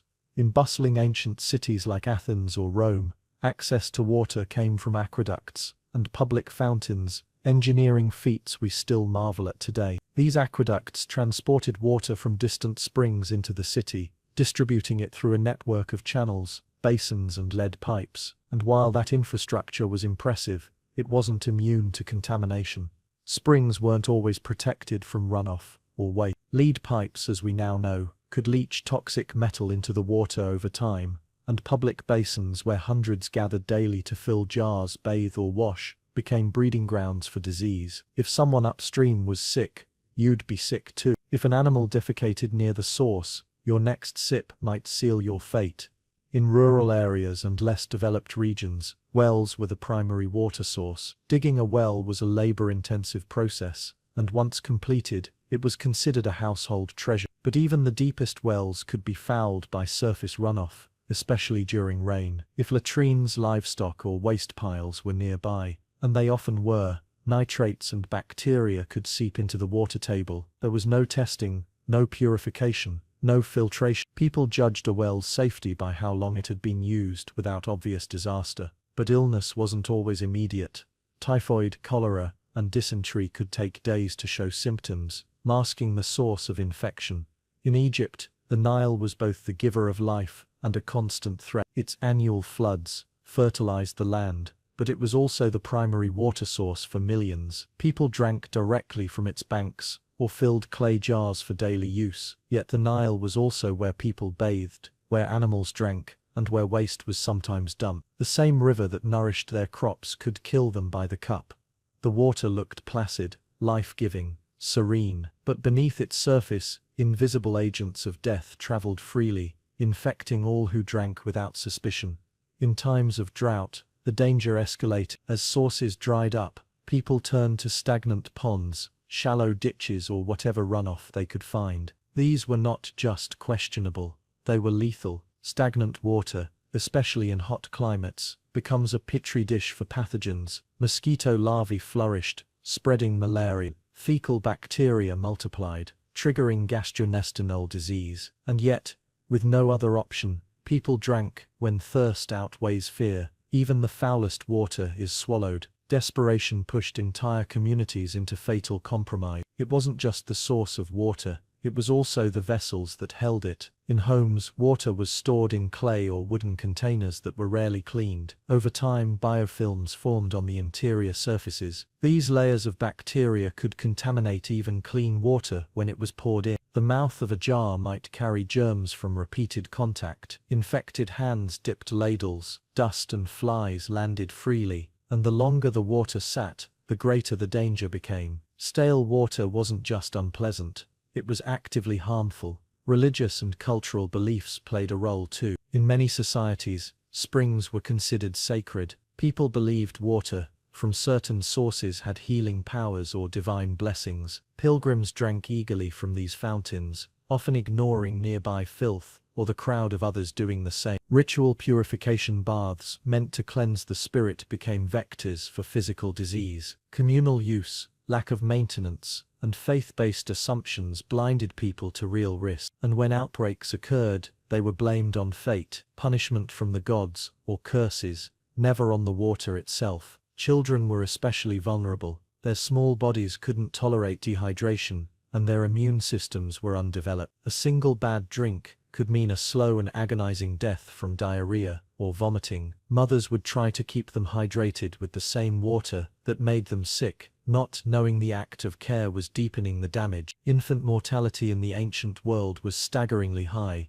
and unsafe water played a tragic role in those numbers. Even if a child survived early illness, repeated infections stunted growth, weakened resistance, and left permanent scars on health. Travelers and merchants faced even greater risk. Moving from region to region, they encountered unfamiliar water sources with unknown threats. Streams that seemed pure could harbor parasites their bodies had never encountered. A single cup could bring fever, vomiting, or worse. Soldiers on campaign often fell ill not from wounds or battle, but from drinking contaminated water. Armies collapsed under the weight of dysentery, unable to march or fight. Disease spread faster than enemy weapons, all because the simple act of drinking could betray them. In wealthier households, attempts were made to improve water quality. Water might be flavored with herbs, mixed with wine, or stored in sealed jars. The wine diluted with water wasn't just for taste, it was an attempt to purify.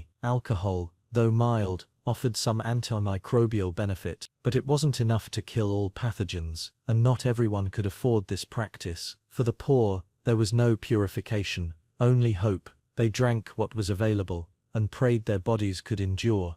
Even advanced cities with aqueducts and drainage had blind spots. Roman engineers built marvels to bring water into baths and fountains, but they didn't build systems to carry waste away from every home. Households emptied chamber pots into the streets or alleys. Rain pushed it into the nearest gutter, and if your water supply came from a local basin, chances were high that it was already contaminated. In multi-story tenements, the higher floors had no plumbing. Residents carried water up and waste down, often in the same containers. The outbreak of plagues was frequently tied to water. Contaminated supplies accelerated the spread of illness in densely populated areas. In some cases, entire districts were wiped out while neighboring areas remained healthy, simply because of differing water sources, but with no concept of pathogens. People drew no connection. Wells continued to be used, rivers remained crowded, the cycle of contamination and consumption never stopped. It wasn't until much later in the modern era that sanitation science began to uncover the truth. Microscopy revealed bacteria, epidemiology traced disease patterns, filtration and chlorination were developed, but by then,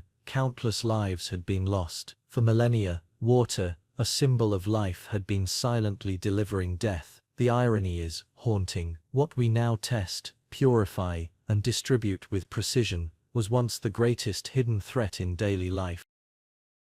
Even after a trial ended, your troubles might not be over. If you lost, the penalties could be devastating. You could be fined heavily, lose your citizenship rights, or be sent into exile. If you couldn't pay your fine, you might be imprisoned. In some cases, particularly involving treason or sacrilege, the punishment was death. And if the jury thought your case was frivolous or motivated by malice, you could be punished just for bringing it. The court system was ruthless, and it didn't favor the weak or unprepared. Jury members were paid a small fee, which led many poor citizens to participate regularly. This in turn created a class of people who relied on the courts, not just for justice, but for income. The result was a society where everyone was watching everyone else, ready to exploit any slip-up for a political or financial gain. Gossip wasn't just dangerous, it was actionable. If someone heard you say something offensive at a party or question a public decision, they could file a lawsuit the next day. Silence became a form of self-defense. In such a volatile environment, paranoia was inevitable. Friendships could turn into rivalries with a single accusation. A neighbor could turn informer. A partner could betray you in court to protect their own name. Trust eroded beneath the pressure of constant legal conflict. The courts were not a place of resolution. They were arenas of competition, where reputation and rhetoric mattered more than fairness. Even trivial matters could escalate into full-blown legal battles. Arguments over property boundaries, damage to livestock or accidental injuries often ended in court rather than de-escalate. The legal culture encouraged escalation. Filing charges was seen as a civic act, your duty as a citizen to defend justice, and so the legal process became a daily threat, hovering over every interaction, conversation, and agreement. There was little hope of privacy or quiet resolution. The entire community was your jury. Your name, your behavior, your choices, all of it was scrutinized. Trials were public events, drawing large crowds. Accusers and defendants shouted their stories to masses of curious onlookers, hoping to win favor through performance as much as logic. Verdicts were final, with little chance of appeal. Once judgment was passed, it stuck. To live in ancient Athens was to live in a society that elevated law above peace. The idea of justice was deeply ingrained in the culture, but justice was often entangled with ego, politics, and revenge. Every citizen was a potential prosecutor. Every word was a potential weapon, and every day carried the risk of being dragged into a courtroom, where your fate would rest in the hands of hundreds of strangers looking not just for truth, but for drama. So while democracy flourished and philosophy blossomed in ancient Athens, the streets were filled with tension, not from the threat of invasion or famine, but from the ever-present possibility of being summoned to court. If you lived there, you'd learn quickly that justice was loud, exhausting, and always watching, and in a world where everything was grounds for litigation, the real challenge wasn't just staying innocent, it was staying out of court. The broader urban planning didn't help. Greek cities, including Athens, were not designed with sanitation in mind. Streets were narrow, often sloped without any engineered drainage systems. Waste ran through open grooves or simply pooled in low areas. During festivals or busy market days, Crowds would gather in these same spaces, oblivious or resigned to the filth beneath their feet. Cleanliness was a personal, not civic responsibility, and one few had the means or knowledge to maintain. Medical knowledge, while advanced in some areas, offered no real solutions to the hygiene problem. Doctors like Hippocrates wrote about humors, diet and environment, but didn't yet grasp the microbial causes of disease. Sanitation was linked more to philosophical ideals of balance than to the practical removal of waste. There were no health inspectors, no codes, no civic programs to manage public cleanliness. If disease spread, it was treated reactively, often with prayers or sacrifices, not preventive measures. Even in temples and sacred spaces, where cleanliness was symbolically important, toilets were either absent or rudimentary. Pilgrims might travel days to reach a shrine, only to relieve themselves in makeshift latrines or behind whatever cover they could find. Despite their reverence for beauty, order, and the divine, the ancient Greeks seemed resigned to the unpleasant necessities of bodily functions. Toilet facilities were not part of architectural grandeur, they were an afterthought, and yet this grim reality was accepted as normal. Philosophers debated the structure of the cosmos while stepping over sewage in the street. Poets wrote verses about ideal beauty while scrubbing chamber pots. Citizens attended theatrical performances after relieving themselves in communal latrines. Daily discomfort, including the ordeal of going to the toilet, was woven into the fabric of life. It didn't matter who you were, rich or poor, free or enslaved. You shared the same nightmare when it came to relieving yourself. There's a certain irony in how the society that gave us geometry, democracy, and the foundations of Western thought failed so completely in one of the most basic aspects of civil engineering. They mastered balance in art, ethics in debate, and elegance in sculpture, but not plumbing. While they could build aqueducts and design fountains, they neglected the final, messy stage of human consumption. Their solutions were patchwork at best, and disasters at worst. So while you might admire the intellectual brilliance of ancient Greece, you wouldn't want to live there for long. The reality of daily sanitation would make life miserable. The constant discomfort, the lack of privacy, the ever-present stench, it would wear you down. It's easy to romanticize the past when we're not the ones holding the chamber pot. But if you ever found yourself in ancient Athens or Corinth, one truth would hit you faster than philosophy or politics. Ancient Greek toilets were a nightmare, and once you experienced them, everything else, the democracy, the art, the debates, might suddenly feel a little less glorious.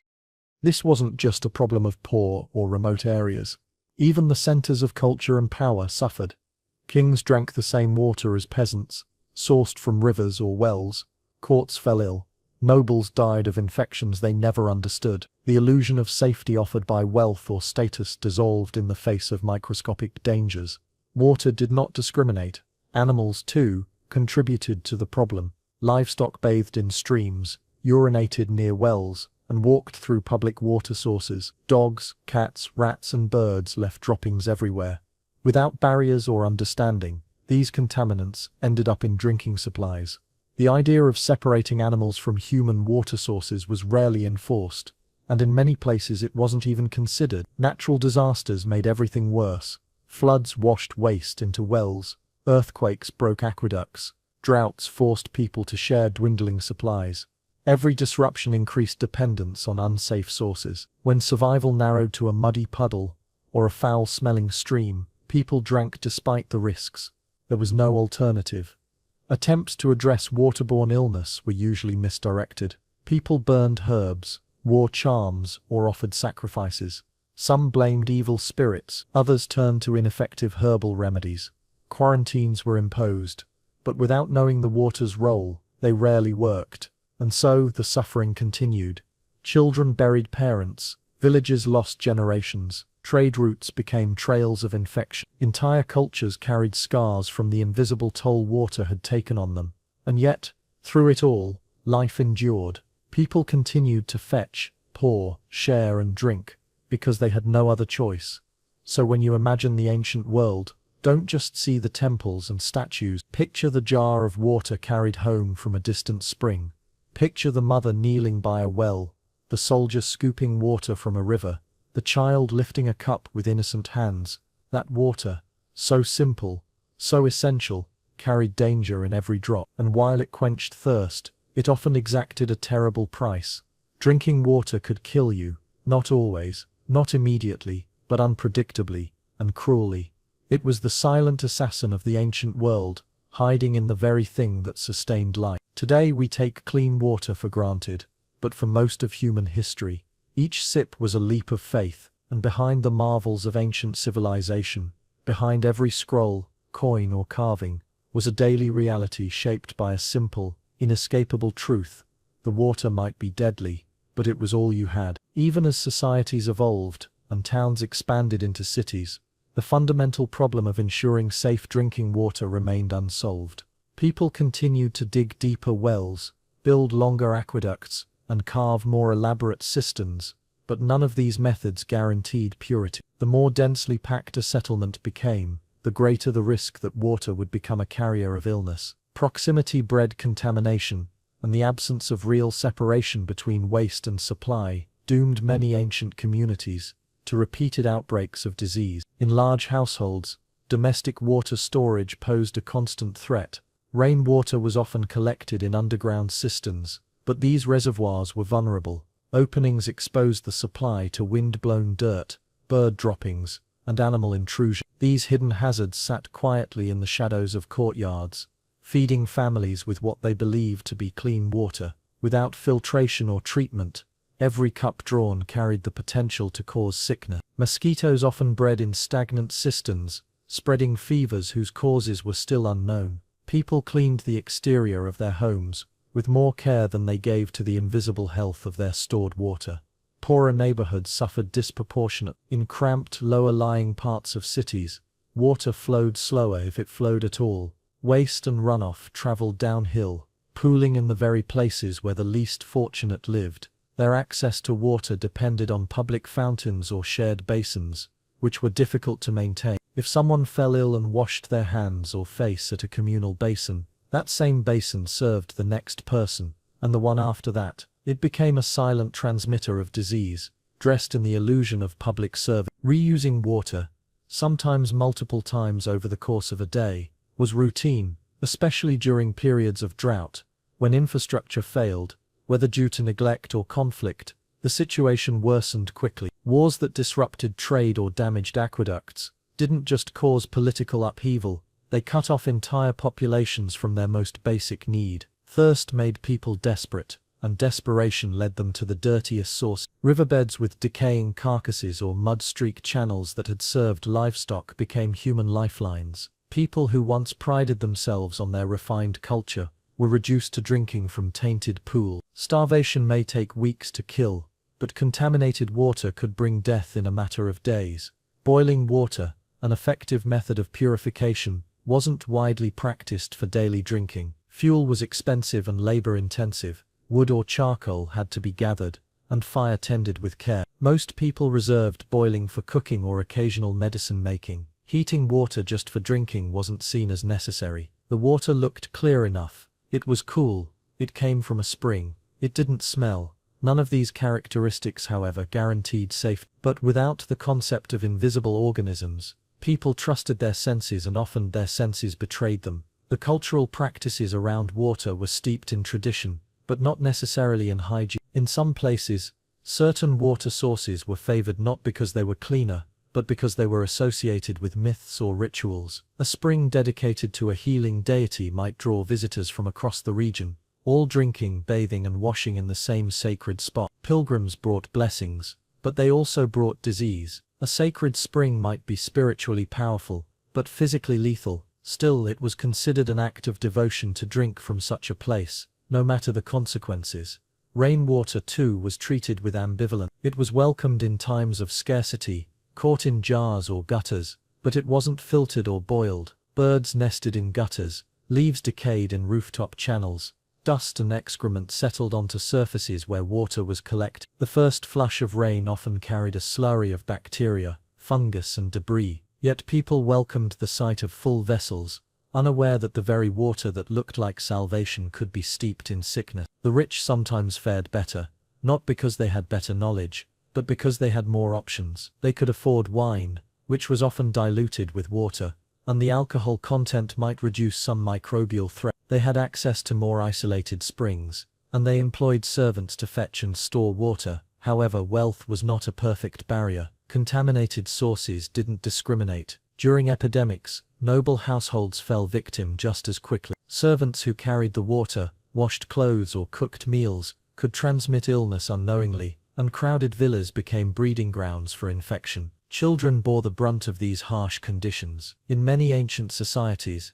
half of all children died before reaching adulthood. Unsafe drinking water played a significant role in this grim statistic. Dehydration from gastrointestinal illnesses killed swiftly, especially when there were no oral rehydration solutions or knowledge of electrolyte. Breastfeeding offered some protection to infants, but as soon as weaning began, children were exposed to the same contaminated water as adults. Their small bodies could not cope, and parents could do little to help, beyond praying or offering herbal remedies of uncertain effect. In military campaigns, contaminated water was one of the army's most feared enemies. Soldiers were forced to drink from ditches, ponds, and enemy wells. Camps were set up quickly, with no proper latrines or waste disposal systems. Within days, water supplies became fouled by urine, feces, and blood. Troops weakened by dysentery and fever could barely hold a spear, let alone march or fight. Commanders who failed to secure clean water often lost battles before the first arrow was fired. In these cases, it wasn't the strength of the opponent,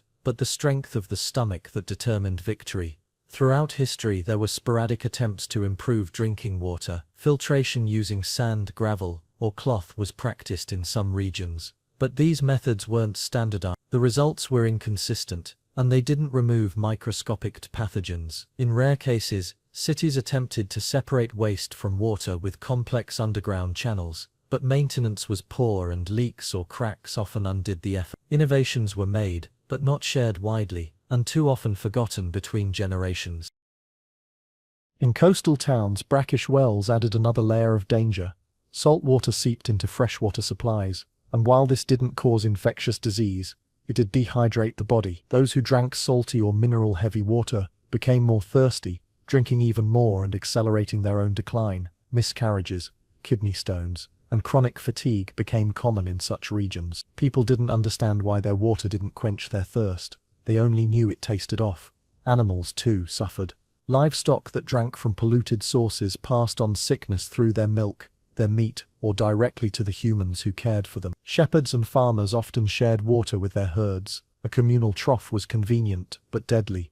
Veterinary medicine was rudimentary, and there were few means of detecting illness before it spread. Water that fed the animals could ultimately harm the humans who depended on them. Seasonal changes also impacted water safety.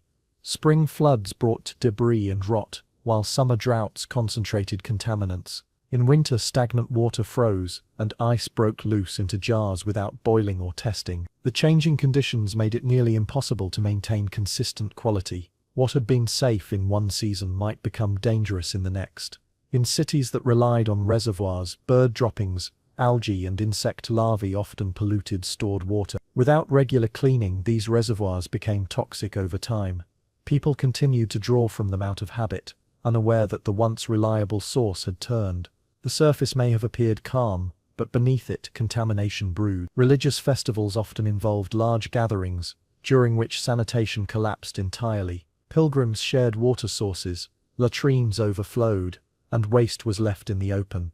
Yet these gatherings were moments of joy and reverence. The spread of disease, when it occurred, was attributed to moral failings, not public hygiene. Once the festival ended, towns were often left to bury their dead and clean up the aftermath. In some parts of the world, people began to favor fermented beverages, beer, mead, wine, not only for taste or ritual, but because they were safer. The fermentation process killed some harmful organisms.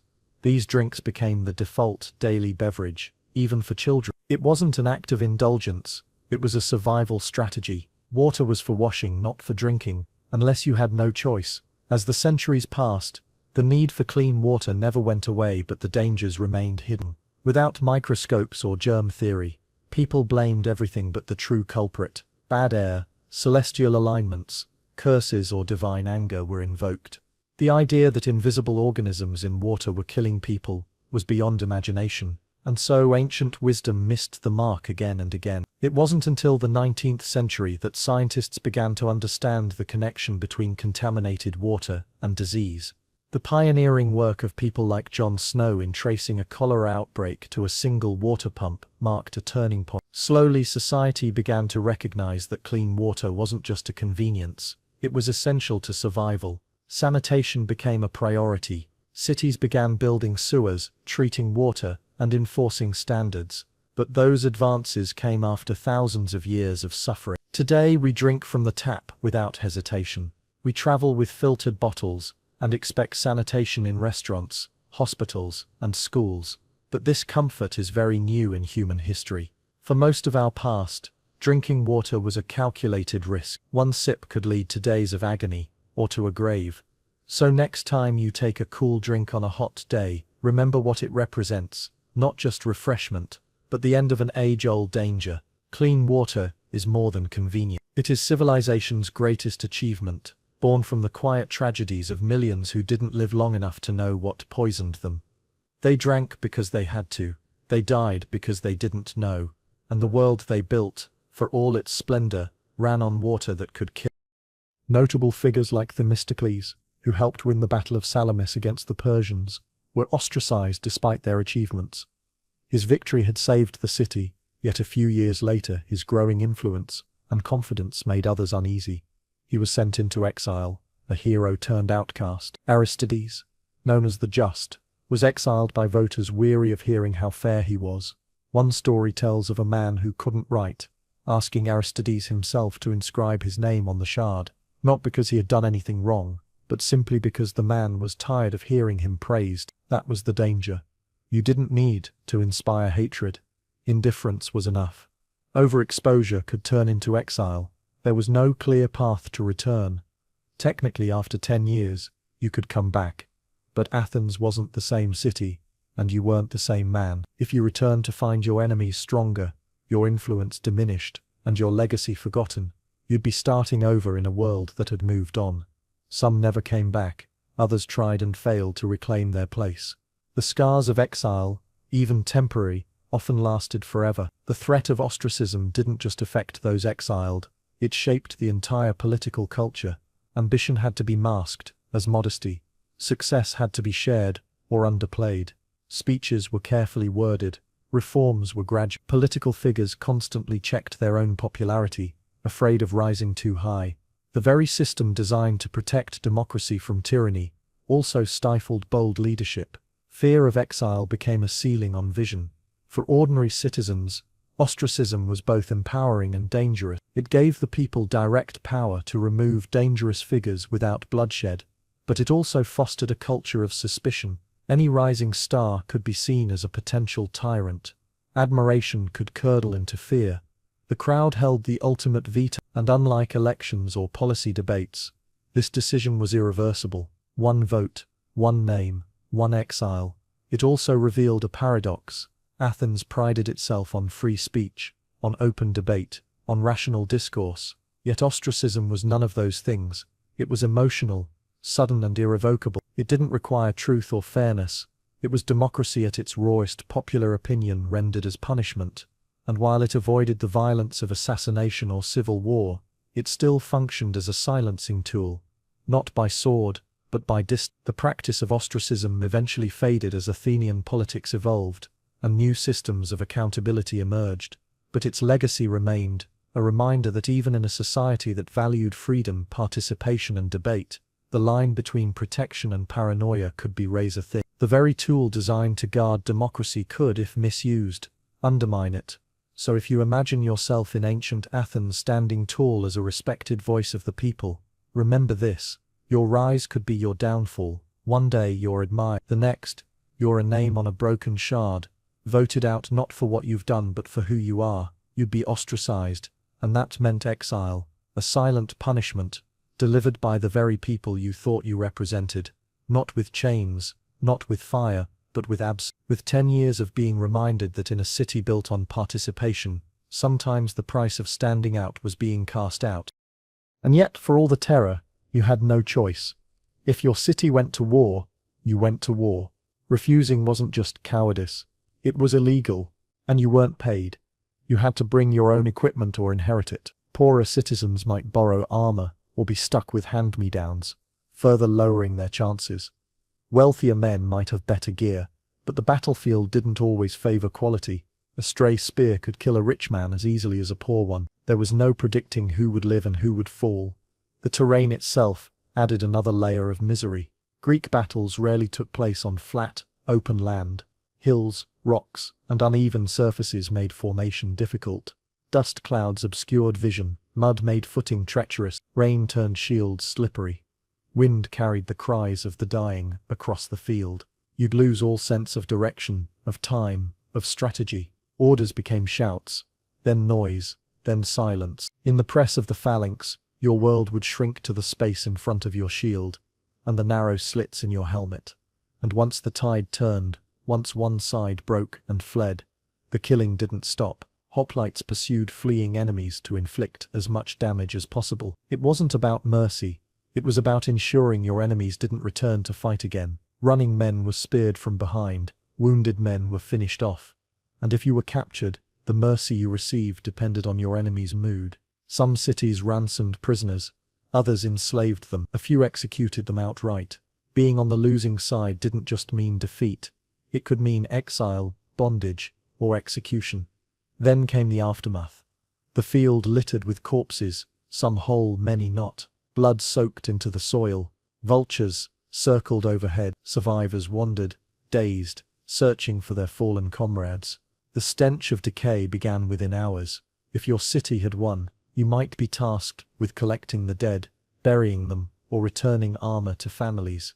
If you had lost, you might not even get that chance. The victors often stripped the dead of their gear, leaving bodies exposed. Families waited at home for sons who would never return, receiving only ashes or a spearhead to mark the loss. Hoplite warfare wasn't about tactics or technological superiority. It was about discipline, endurance, and overwhelming pressure. It was about standing in line with men you knew and trusting that they would not break. It was about embracing terror, silencing the instinct to flee, and doing what the city demanded. It was brutal, direct, and deeply personal. There were no distant generals commanding from safety. You were in the fight, surrounded by familiar faces, defending land you might have tilled yourself. So no, you wouldn't survive a hoplite battle. Not because you lacked will, but because the structure of the fight gave no room for error, weakness, or hesitation. It wasn't glory that awaited you on the field. It was exhaustion, fear, and likely death. The hoplite phalanx was many things: effective, legendary, symbolic of Greek unity. But above all, it was unforgiving. One step wrong, one slip of your shield, one lost heartbeat in the rhythm of war, and it would be over. The silence of history would claim you, as it claimed so many nameless warriors before, and their stories, like yours, would be trampled into the dirt they died defending. You'd be ostracized, and that meant exile. In ancient Athens, one of the most celebrated and intellectually advanced city-states of the classical world, democracy came with a surprising edge: exile by popular vote. The word for it was ostracismus, and it didn't require a crime, a trial, or even a proper accusation. If the people felt you were too powerful, too arrogant, too influential, or simply too dangerous to the fragile balance of civic life, they could vote to send you away. No defense, no appeal, no second chance. You'd be ostracized, and that meant exile. For 10 long years, you would be cut off from your homeland, your family, your property, your identity, and it could happen for reasons as simple as fear, envy, or political maneuvering. Ostracism wasn't the punishment for wrongdoing. It was a mechanism of prevention, a collective preemptive strike against potential tyranny, manipulation, or disruption. It was designed to protect the democratic system by temporarily removing anyone who seemed to threaten it. You didn't need to break the law. You didn't need to be caught plotting. All you had to do was stand out too much, speak too well, lead too confidently, or gain too much favor. The same talents that made you successful could also make you a target. The process itself was strangely democratic. Once a year, the citizens of Athens would gather and vote on whether to hold an ostracism. If enough agreed, a second vote would be scheduled. During that vote, each citizen would write the name of the person they wanted exiled on a broken piece of pottery, an ostracism. These shards were cheap and plentiful, used because paper was rare and costly. Once the voting concluded, officials counted the shards. If at least 6,000 citizens participated, the man whose name appeared the most was banished for a decade. No questions asked, no charges were read, no evidence was presented. The person exiled wasn't put on trial. Their popularity or notoriety alone was the basis for judgment. In the eyes of the system, it wasn't about justice. It was about protection, a preventative measure to keep balance in the volatile arena of Athenian politics. But for the person chosen, it felt like betrayal, a public erasure engineered by fear and envy. Imagine the shock. One day you're a respected statesman, a general, a philosopher, or a reformer. You've given your energy and intellect to the city. You've served with pride. And the next day, you're told to leave. Not because you failed Athens, but because you succeeded too well. Maybe your speeches swayed too many.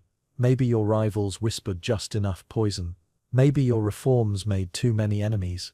It didn't take a scandal, it just took a moment, a shift in mood, a sudden surge of suspicion, and your name scratched into enough pottery shards to destroy your place in the city.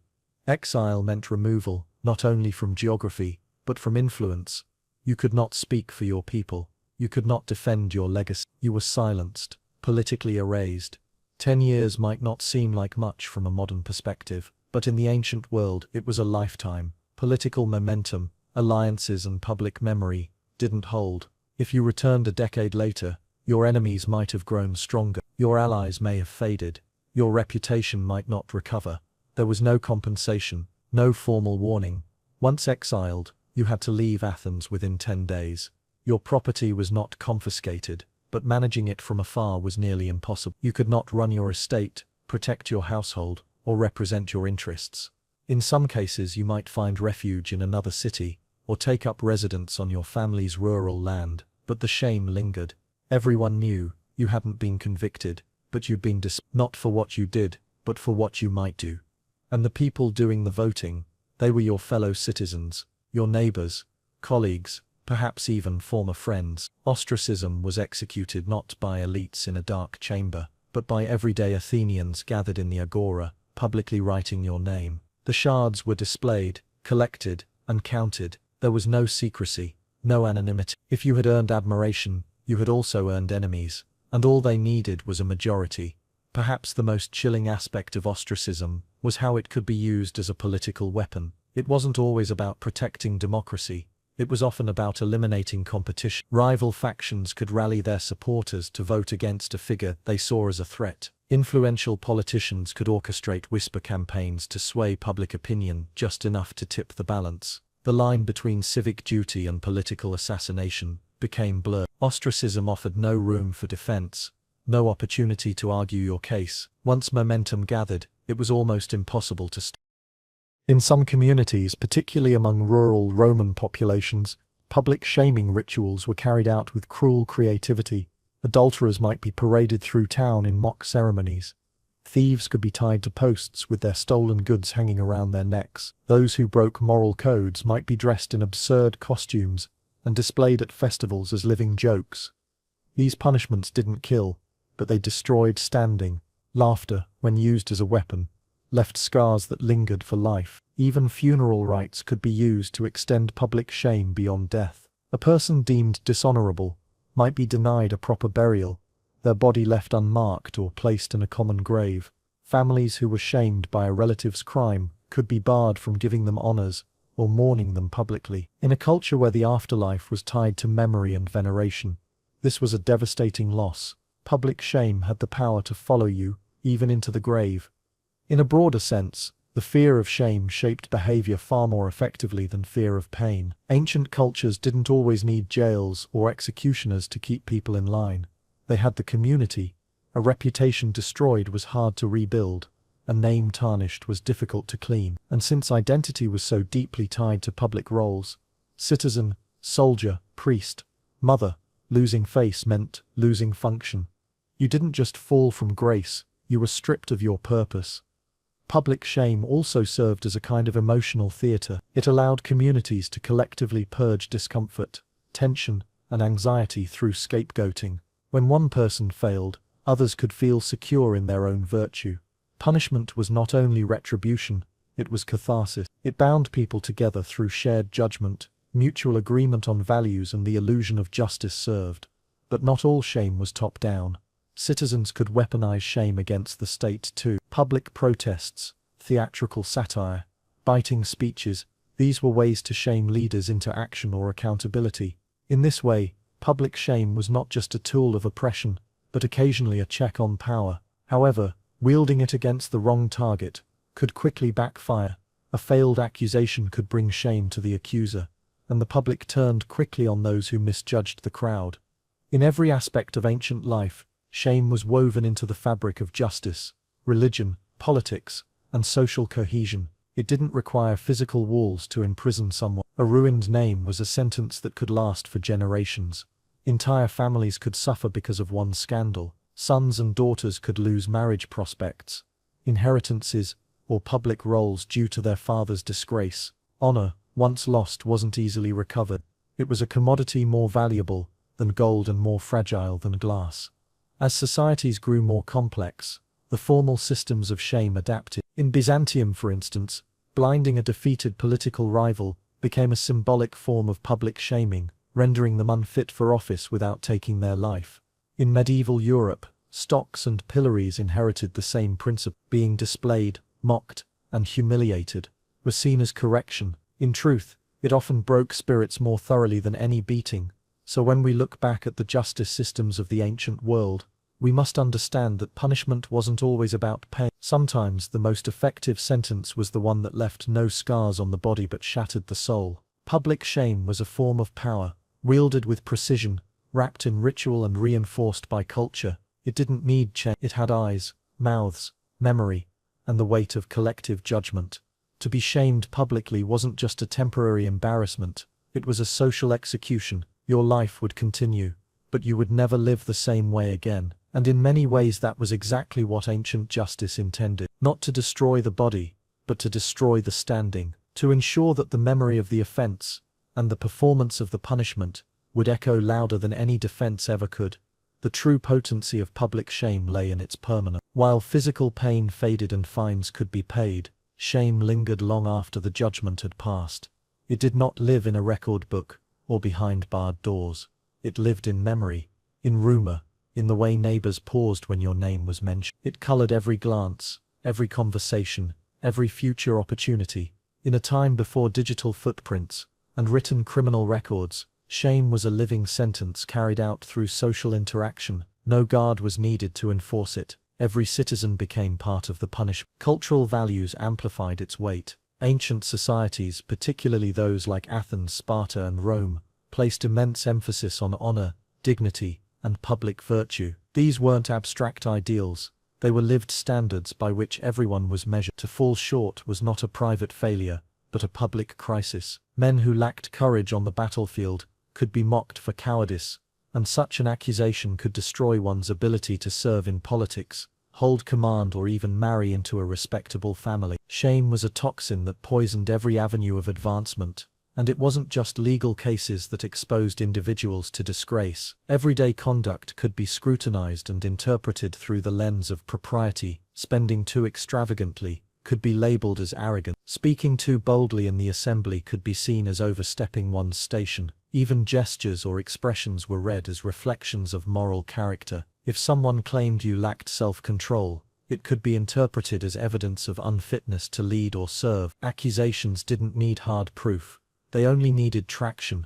One of the more sinister aspects of shame as punishment was how easily it could be weaponized. Political rivals in Athens were notorious for launching prosecutions not to secure justice, but to damage reputation. These weren't courtroom dramas of truth-seeking, they were carefully calculated acts of character assassination. If a speaker at the assembly proved too influential, an opponent might accuse him of mismanaging a festival, or defiling a sacred rite. Minor charges with major consequence. It didn't matter if the charge held up in court. Once the allegation was made public, the damage was already done. The games weren't open to everyone. Only free Greek men could compete. Women were banned not just from competing, but in many cases from even watching. A woman caught in the crowd during the men's competitions could be sentenced to death. There were separate festivals for women, like the Heraean Games, but these were far more modest and lacked the blood and glory atmosphere of the male contests. Cheating, too, was punished harshly. Those found guilty of bribery or deceit were fined, and the money was used to build statues of Zeus called Zanes. that lined the entrance to the stadium as a warning to others. Athletes walked past them before every event, a silent reminder that the gods watched and dishonor would not go unpunished. The Olympic ideal of Urchi, the pursuit of excellence, was never about fairness or equality. It was about dominance, spectacle, and divine admiration. The line between sport and combat was razor thin. The arena was a battlefield where rules were minimal and mercy was rare. Every contest, no matter how elegant in theory, was soaked in the sweat and pain of real human struggle. This violence wasn't just tolerated, it was revered. Greek culture valued physical perfection and heroic suffering. The pain of the games was seen as a necessary crucible, forging men into legends. The audience, too, came not just to watch sport, but to witness ordeal. They wanted to see endurance, collapse and triumph born through suffering. For them, this wasn't cruelty, it was glory. And even outside Olympia, this idea persisted. Other Panhellenic games, like those at Delphi and Isthmia, had their own share of brutality. Olympia was just the grandest stage, but all these festivals fed into the same cultural ideal, that greatness was proven through endurance of pain, and honor was worth any cost. By the time the Romans inherited the Greek traditions, the line between athlete and gladiator blurred even more. While Roman spectacles went even further into bloodsport, they were built on the foundation that the Greeks had laid, a celebration of violence, dressed in the robes of athletic achievement. The modern Olympics, revived in 1896, attempted to reclaim the noble vision of ancient sport, but in doing so it stripped away the blood, the bruises and the fear that once defined it. So when you picture the ancient Olympics, don't imagine a peaceful field of friendly competition. Imagine dust rising from the ground as bodies collide. Imagine bones cracking under pressure, fists hardened with leather thongs, crowds roaring, not just for victory but for domination. The ancient Olympics were a stage where men risked everything, not for money or medals, but for a crown of leaves and a place in history. And for many, that pursuit ended not in glory, but in blood. The daily diet would wreck you. If you were suddenly transported to the ancient world and handed a typical daily meal, your body would likely revolt. Romanticized visions of ancient feasts filled with roasted meats, fresh fruits and decadent wine might color your imagination, but the truth is far less indulgent. For the average person, especially the poor, daily food was a monotonous, often nutrient-deficient struggle for sustenance. The ancient diet, especially in civilizations like Greece or Rome, wasn't designed for balance or taste. It was shaped by availability, seasonality, class divisions, and a lack of understanding about nutrition. Simply put, the daily diet would wreck you. Most people in the ancient world lived on what could best be described as survival fuel. In places like ancient Greece, the foundation of nearly every meal was a coarse porridge or flatbread made from barley. Barley was far easier to grow than wheat in the Mediterranean climate, but it was also harder on the digestive system and offered fewer nutrients. These grains weren't refined or enriched. They were ground using stone mills, often leaving behind small rock particles that would slowly grind down a person's teeth over time. Dental erosion and abscesses were not uncommon, and by modern standards, toothaches and oral infections would be a daily burden. Protein was a rarity for most. Meat was expensive and largely reserved for the wealthy or for special religious sacrifices. A poor farmer or urban laborer might go weeks without tasting meat. When they did, it would often be scraps organ meat or cured strips, and only in minuscule amounts. The bulk of protein came from legumes like lentils or chickpeas, but these were not always well prepared, leading to digestive issues. Cooking over open flames without any sanitation also meant foodborne illness was common, especially in the absence of refrigeration. Dairy existed, but it too was inconsistent. Cheese, when available, was often hard and salty, used more as a preservation method than for enjoyment. Milk soured quickly, and unless you owned goats or sheep, it wasn't an everyday commodity. Most people lacked the enzymes to digest it properly beyond childhood, so even when consumed, it often led to bloating or discomfort. Fruits and vegetables might sound like a saving grace, but they were highly seasonal. If you wanted grapes in the winter, you were out of luck. Fresh produce wasn't stored or imported on the scale we see today. You ate what was grown locally, and you ate it when it was available. For the rest of the year, people relied on pickled or dried options that lacked much of their original nutritional value. And many of the vegetables consumed were bitter greens, tough roots, or wild herbs, far from the sweet and tender varieties we're used to now. Salt was precious, spices even more so. For the common person, Flavor was a luxury. Most dishes were bland, repetitive, and dry. Olive oil was the exception, a staple in the Mediterranean diet. But even that was rationed. It was used sparingly, and often reserved for religious ceremonies or upper-class meals. The result? A daily menu that was monotonous, unseasoned, and rough on the body. Eating wasn't a pleasure, it was a necessity. Hydration was another challenge. Clean water was unreliable, wells could be contaminated, systems could run dry, and rivers were often shared with livestock. Many people drank diluted wine, not for its taste, but to kill off harmful microbes in the water. This constant intake of alcohol, even in small amounts, could wear on the liver and dull the senses over time. For children and the elderly, it posed even greater risk. Dehydration, chronic gut issues, and fatigue were common and often unrecognized as dietary consequences.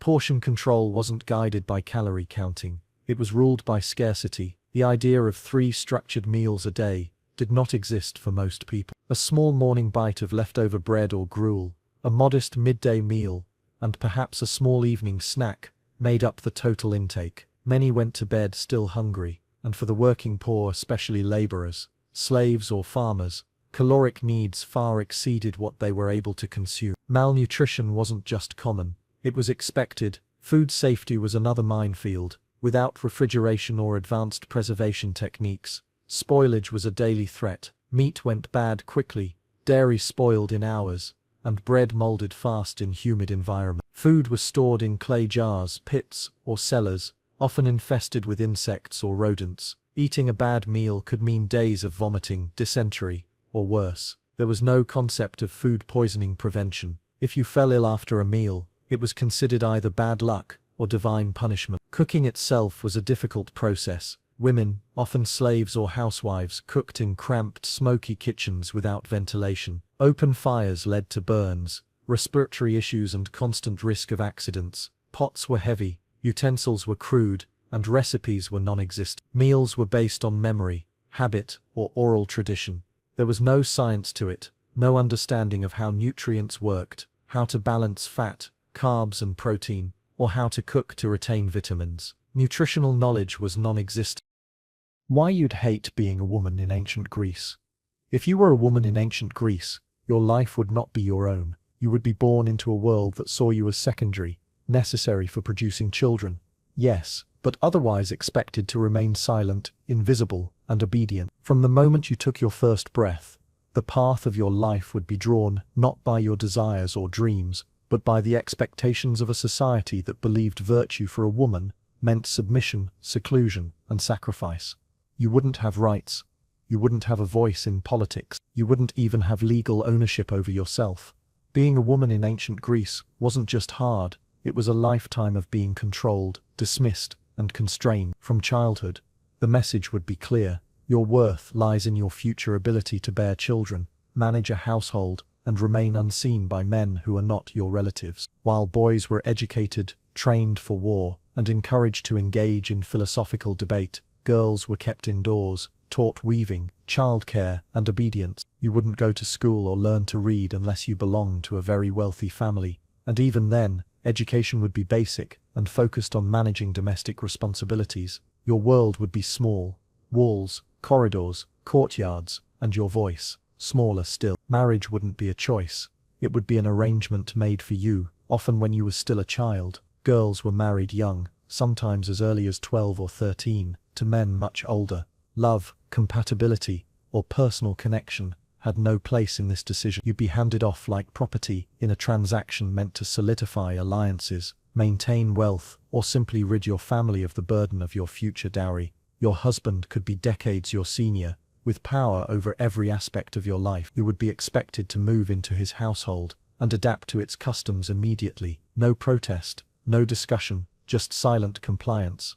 Once married, your primary role would be to produce legitimate male heir. The pressure to conceive and deliver sons would be relentless, and failure to do so could result in humiliation, neglect, or even replacement. Your body would not be seen as yours. It was a vessel for lineage, a tool for continuity, and childbirth, in that era, was a terrifying ordeal. There was no real medical understanding of complications, no safe procedures for emergencies, and no pain relief. Death in childbirth was common, and mourning was often overshadowed by the pressure to try again, to fulfill your biological duty. Even in the home, where women were said to rule, your authority was a carefully constructed illusion. Yes, you could manage the household, oversee servants or slaves if your family had them, and raise your children. But decisions involving money, property, and even the direction of your own sons' lives would ultimately fall to your husband. You were not allowed to own land independently, sign legal documents, or appear in court on your own behalf. Your testimony wasn't considered valid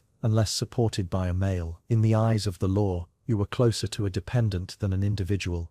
Stepping outside the home would not be a matter of freedom, but a question of shame. In Athens, respectable women rarely appeared in public. If you had to leave, perhaps to attend a funeral or a festival, you'd be veiled and accompanied by a male guardian. Your presence in the agora, the bustling marketplace where political and cultural life thrived, would be considered inappropriate, even scandalous. The world outside was designed by men. For men, you existed at its margins, if at all.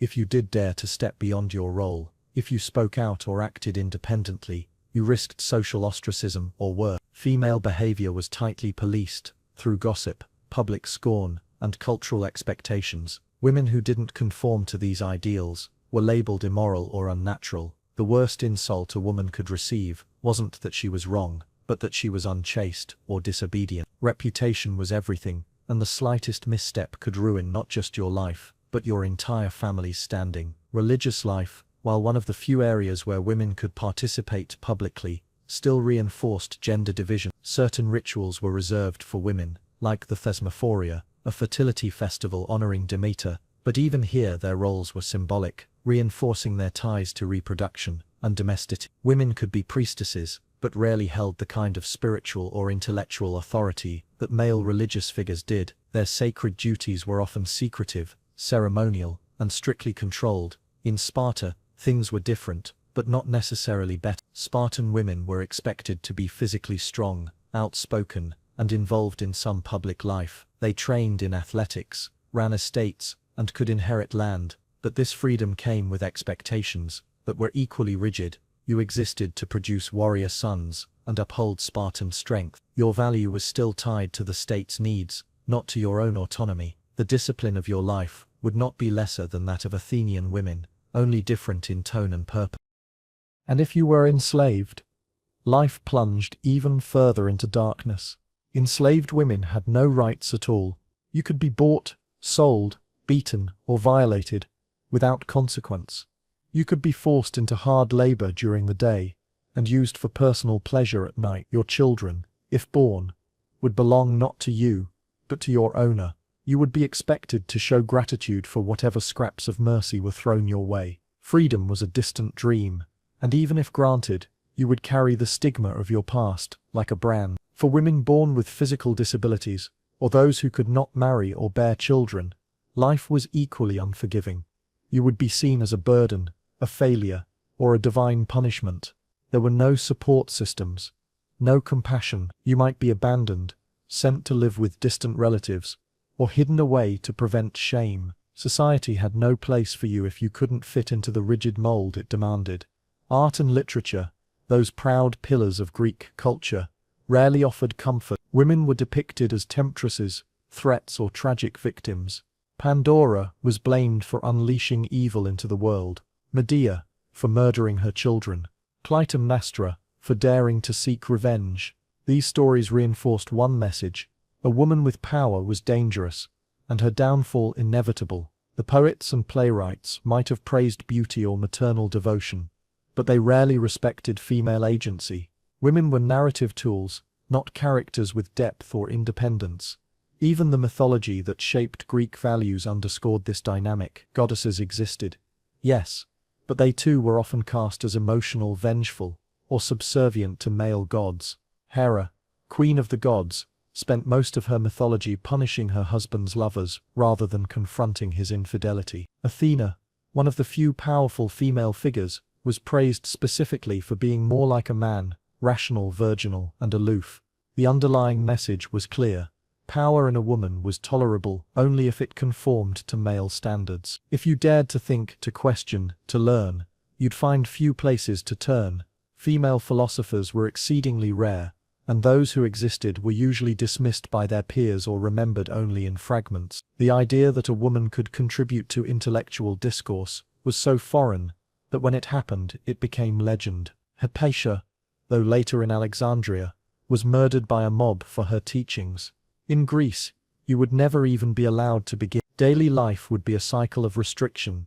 Your clothing, your speech, your movements, all dictated by unspoken rules. You would wake early to oversee chores, ensure food was prepared, manage the household, and raise children without help. There would be no personal ambition to follow, no career to pursue, no recognition to earn. If you did well, you might avoid punishment. If you failed, you could be replaced, cast aside or silenced. And yet, through it all, Greek women endured. They found ways to survive, to support one another, to influence behind closed doors. But make no mistake, endurance is not freedom. To be a woman in ancient Greece was to live in a cage built from tradition, law, and fear. You would not be free to speak your mind, own your life, or shape your destiny. You would be expected to serve, to yield, and to disappear quietly into history. So if you imagine life in ancient Greece as a world of marble columns and intellectual glory, remember this: for half the population, it was a prison, a place where silence was safety, obedience was survival, and dreams were luxuries you could never afford. You wouldn't just dislike being a woman in ancient Greece. You'd hate it, because nothing about your life would ever truly belong to you. The Olympics were bloodier than you think. The ancient Olympic Games are often remembered with a kind of nostalgic reverence, a celebration of human strength, honor, and the pursuit of glory. But strip away the polished narratives and idealized sculptures, and a more brutal truth emerges. The original Olympics, held in Olympia starting in 76 BCE, were not the elegant contests of sportsmanship we imagine today. They were raw, violent, and at times, fatal. The games were as much about blood as they were about bronze. Victory brought fame and favor from the gods, but defeat could mean disgrace, shattered chains, or even death. If you think modern sports are intense, the ancient Olympics were on another level, one soaked in sweat, agony, and blood. From the very beginning, the games were sacred, but not gentle. They were held in honor of Zeus, king of the gods, and were steeped in religious significance. But honoring Zeus didn't mean peaceful ceremony. It meant testing human limits to their breaking point. There were no weight classes, no protective gear, and certainly no concern for safety. Pain wasn't just part of the event. It was expected. To win meant proving divine favor.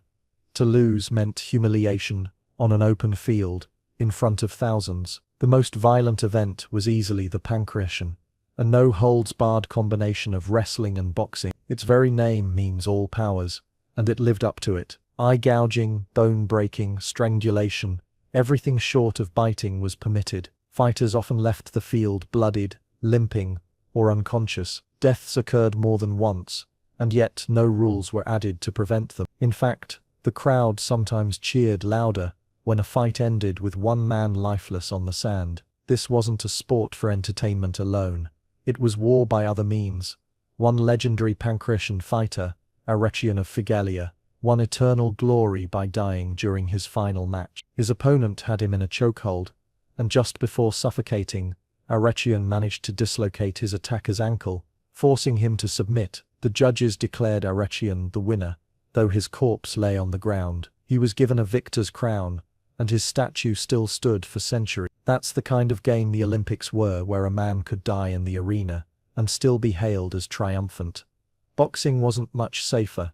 Ancient Greek boxing was nothing like the regulated sport we see today. There were no rounds, no time limits, and the only way to end a match was by knockout, submission, or incapacity. Fighters used leather thongs called hamantes, wrapped around their fists. These were designed not for protection, but to harden the blow. Over time, these thongs evolved into more brutal forms, including ones with metal inserts. Fighters often lost teeth, suffered facial mutilation, or left the arena barely conscious. There are accounts of boxers who were unrecognizable after years in the ring, their faces so distorted that they had to be described to others by their fighting style, not appearance. Wrestling, while less bloody on the surface, was no gentle tussle either. The objective was to throw your opponent to the ground 3 times, but the methods allowed were unforgiving. Joints were twisted, backs slammed against packed earth, and necks strained to unnatural angle. There were no mats, no referees in modern terms, just a judge with a stick to enforce compliance. Wrestlers aimed to dominate their opponents completely, and physical submission was often accompanied by deep bruising and muscle damage. Even chariot racing, one of the most prestigious events, was a violent spectacle. The racetrack at Olympia, like the later Circus Maximus in Rome, was a place of chaos. Teams drove 4-horse chariots at breakneck speed around tight corners. Crashes were common, and when they happened, they were catastrophic. Wooden wheels splintered, horses trampled each other, and drivers were flung through the air with nothing to cushion their fall. There were no helmets, no medical teams waiting on the sideline. Survival was a matter of luck, not planning, and yet these deadly events were celebrated. Victors were immortalized in poems, their names etched in stone, their hometowns honored with parade. But there was no prize money, no trophy, just a wreath, made of wild olive leaves, and the promise of everlasting glory. For that honor, athletes trained their entire lives. They risked everything, limbs, senses, even life itself, for a moment of triumph in the dust of Olympia. Training itself was grueling. Athletes lived under strict regimens in the months leading up to the games, often training naked, and during intense physical drills in the summer heat, with minimal food and no modern recovery method. Injuries during training were common, and there was no stopping because of pain. There was no concept of athletic longevity, only winning mattered. Those who failed to reach the peak of performance were discarded, forgotten, or sent home in disgrace. Victory was not just a personal achievement, it was proof of one's city's strength, culture, and divine favor. There was also a psychological brutality to the game. Imagine standing under the blazing sun, surrounded by thousands of spectators, stripped bare of clothing, facing a man who may be stronger, faster, or more ruthless. There were no teams, no timeouts, no do-overs. The pressure to perform was immense, and many athletes cracked under it. Shame was a powerful force in Greek society, and to fail publicly at Olympia meant carrying that weight forever. And public shame was a legal punishment. Underneath the marble columns and the grand rhetoric of ancient civilizations, a very different kind of justice thrived, one not focused on rehabilitation or even deterrence through incarceration, but on the sheer power of humiliation. In ancient societies like Athens and Rome, public shame wasn't just a social consequence, it was often the sentence itself. To be punished wasn't always to be fined or imprisoned. More often, it meant being degraded in front of your peers, your family, and your gods. In a world where honor meant everything, public shame cut deeper than chains. It was a wound to one's reputation, a lasting scar etched into social memory. If you were found guilty, not necessarily of violence or theft, but of anything that broke the complex web of civic norms, your punishment would likely be delivered, not in solitude, but in full view of the community. Imagine living in a society where your value as a citizen, as a spouse, or even as a human being, depended entirely on public perception. Your name, your legacy, your worth, these were not private possessions but public assets. Losing them meant losing everything. That's the world ancient people inhabited. In Athens, the birthplace of democracy, citizens were bound to a code of conduct that extended far beyond criminal law. Even behaviors we might consider personal, adultery, gossip, cowardice in battle, were subject to communal judgment. A conviction didn't need to involve prison or death to ruin you. It simply needed to stain your name, and from that moment on, doors closed. One of the most powerful forms of public shame came in the form of disenfranchisement, known in Athens as atimia. It stripped a person of their citizenship rights. Voting, speaking in the assembly, serving on a jury. You were not imprisoned, nor were you physically harmed, but you became invisible in the civic space. And in a society where one's identity was wrapped in the performance of public duties, this was effectively a civil death. You might still walk the streets, but no one would listen to you. You might still eat among others, but no one would respect you. Atimia branded you, not with iron, but with silence and scorn. And it wasn't reserved for violent criminals. You could be publicly shamed and lose your rights for owing money to the state, for losing too many lawsuits, or for failing to fulfill civic responsibility. If you were chosen by lot to serve as a juror, or an official, and refused, you could face public censure. If you failed to pay a fine imposed by the people, Even for a minor infraction, your name could be inscribed on a stone stela listing debtors, an eternal monument to disgrace. The punishment wasn't about making you pay. It was about making sure everyone knew you hadn't. In Rome, public shame was often administered with theatrical flair. The Roman Republic, and later the Empire, understood that the crowd was both audience and enforcer. Punishments were carried out in forums, amphitheaters, or open public spaces, ensuring maximum exposure. The goal wasn't just to condemn a person, it was to perform their downfall. Censors, whose job it was to maintain the moral fabric of society, could issue public condemnations, remove senators from office, or strip a knight of his horse and status for immoral behavior. These actions didn't involve courts or prisons, just the spoken judgment of a powerful man and the eager eyes of a watching crowd. One of the most demeaning penalties was the act of public degradation, literally removing the symbols of one's status in front of others. A senator might be publicly stripped of his toga praetexta, the robe signifying his rank. A dishonored soldier might be paraded through the streets without his armor, mocked and jeered by those he once defended. A dishonest merchant could be branded or made to wear signs declaring his deceit. And while these acts didn't involve physical torture,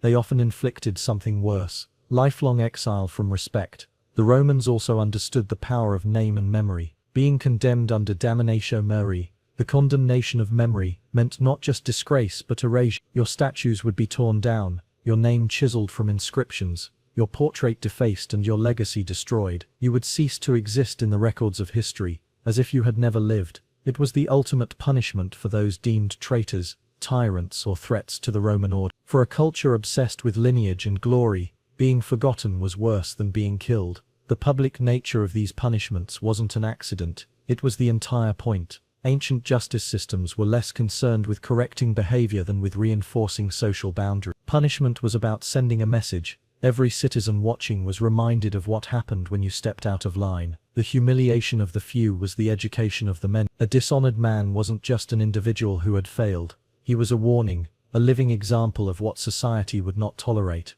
Even outside the realm of courts and official punishments, social shaming operated as a powerful tool. Comic playwrights in Athens, like Aristophanes, routinely mocked public figures by name on stage. Their flaws, hypocrisies and failures became the subjects of public laughter. There were no defamation laws to protect them. In fact, being the subject of ridicule was part of political life. If you entered public service, you had to accept that your reputation could be dragged through the mud for a cheap laugh, and if the crowd laughed, your dignity took the hit.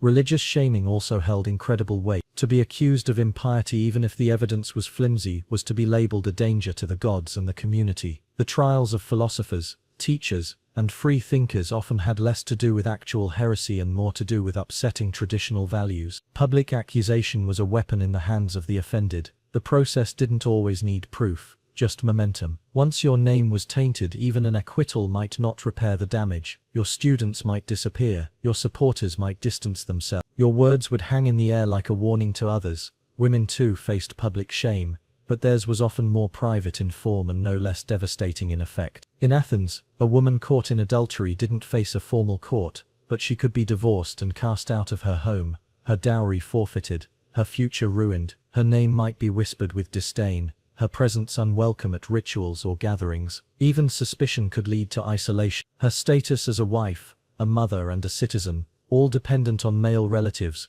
could be shattered by a single accusation. For children, the diet was even more dangerous.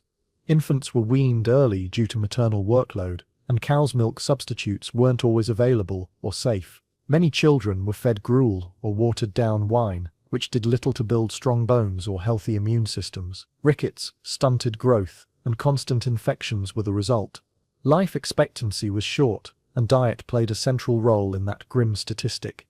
In times of drought, war, or failed harvests, food scarcity became deadly. Starvation was a recurring threat. People resorted to eating tree bark, roots or even clay in extreme cases. Bread made from spoiled grain could contain mold toxins, leading to hallucinations, organ failure, or even death. There were no food banks, no aid programs. You either survived on what you had, or you didn't. Contrast this with the diet of the elite, and the inequality becomes clearer. Wealthy Greeks or Romans enjoyed more variety.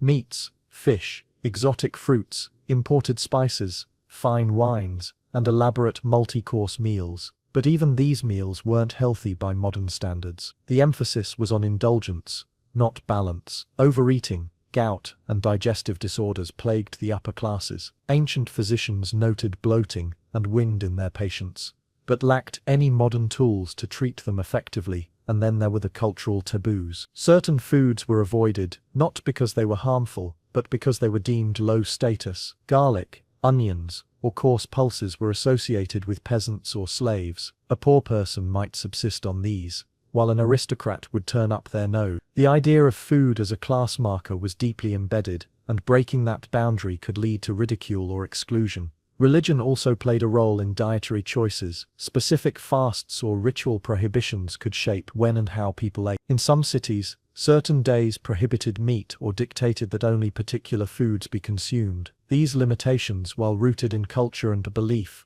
often compounded nutritional deficiencies. In times of scarcity, religious restrictions could mean going without food entirely by divine law, not just misfortune. Modern digestive systems, accustomed to processed, hygienic, and balanced meals, would struggle tremendously with such a diet. The heavy fiber, the rough preparation, the bacterial content, the sheer lack of protein and fat, it would lead to fatigue, intestinal distress, nutrient deficiency, and likely illness within days. Your stomach would rebel, your energy would plummet, and your body would begin to break down from the inside out. The ancient daily diet was not built for comfort or longevity. It was built for endurance, barely. And yet, this brutal dietary landscape shaped entire civilization. It influenced health, class, gender roles, even political stability. Riots broke out over bread shortages. Wars were fought to secure fertile lands. Entire economies rose and fell based on olive oil and grain. Food was not just sustenance, it was power. So if you ever dream of time traveling to ancient Athens or Rome, don't picture a feast under the stars. Picture a cracked bowl of bitter porridge, a piece of stale bread, and a cup of watered-down wine, served with hunger, hardship, and no guarantee of a second helping. Because in the ancient world, the table was not a place of comfort, it was a battleground, and you wouldn't last a day. Why ancient Greek medicine could kill you. In the ancient world, where mystery cloaked the human body and divine forces were believed to govern illness and healing, medicine was as much an act of faith as it was of reason. And nowhere was this more evident than in ancient Greece, hailed as one of the earliest civilizations to approach health through systematic observation and theory. The Greeks laid down the foundations for what we now call Western medicine. But beneath the surface of innovation and philosophical inquiry was a dangerous truth. Greek medicine, though revolutionary for its time, could very well kill you. Not because its practitioners were cruel, but because their knowledge was painfully limited, their tools primitive, and their confidence often far outpaced their understanding. Imagine being ill in a time when germs were unknown, when the heart's purpose was still debated, and when every affliction of the body was thought to stem from imbalances of mystical fluids called the humours. Greek doctors believed that the human body was governed by four main substances: blood, black bile, yellow bile, and phlegm. Health, according to this theory, depended on the perfect balance of these humours. Illness was the result of their disruption. Though this idea would dominate European medicine for centuries, it was based more on abstract reasoning than empirical evidence. The treatments that followed from this theory, such as bloodletting or forced vomiting, were often far more harmful than the diseases they sought to cure. The act of bloodletting alone was a deadly gamble. Believing that excess blood caused fever or inflammation, Greek physicians would use sharp instruments or even leeches to drain blood from their patients. There was no understanding of how much blood the body could lose before entering shock or death. A patient suffering from a mild infection could be bled to the brink of collapse, all in the name of balance. For some, recovery came not because of the treatment, but in spite of it, and in many cases, the cure itself accelerated death. Surgeries, when performed, were nothing short of medieval by modern standards. There were no anesthetics beyond crude herbal sedatives, no antiseptic practices, and no understanding of internal infection. Greek physicians might attempt to drain abscesses or reset bones using tools that were unclean and techniques based on guesswork. A broken limb or deep wound could become a death sentence, not from the injury itself but from the subsequent infection or the physician's intervention. The tools unearthed from ancient medical sites, hooks, saws, scalpels, speak more to the bravery or desperation of their use than their effectiveness. Even the seemingly noble pursuit of diagnosis could go horribly wrong. Greek doctors often based their evaluations not on direct internal knowledge, since dissection of humans was limited and controversial, but on outward signs, patient descriptions and philosophical notions about nature. If a patient complained of chest pain, the doctor might attribute it to an imbalance of phlegm or to an offended deity, rather than seeking causes like heart disease or organ failure. Treatments might involve diet changes, hot baths or ritual purification. The patient's real condition could deteriorate unnoticed until it was too late. The body was, in essence, a battleground for abstract thought rather than scientific scrutiny.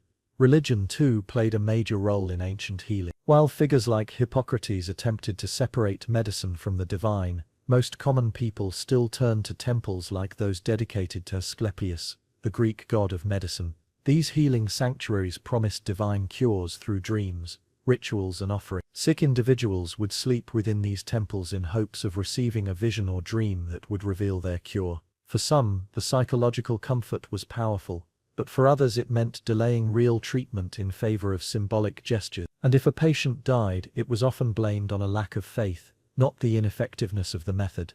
To further complicate matters, Greek physicians were deeply influenced by the broader philosophies of their time. Thinkers like Plato and Aristotle weighed in on the body, often with poetic but medically hazardous conclusions. Plato believed the liver housed desires and passions, while Aristotle theorized that the heart was the center of intelligence and emotion. These ideas shaped medical understanding, even though they were fundamentally flawed. As a result, treatments often followed lines of logic divorced from biology, relying more on how nature should behave rather than how it did. The social structure of Greek society added yet another layer of risk. Medical care wasn't standardized or regulated. Anyone with enough charisma and knowledge of theory could call themselves a healer. Quacks and well-intentioned amateurs abounded, and for those without access to elite physicians, options were limited to home remedies, superstition and hearsay. Women, slaves and the poor were often treated by midwives or family members, some of whom had skill, but many of whom simply passed down practices that had never been tested or challenged. Errors in treatment were rarely corrected systematically.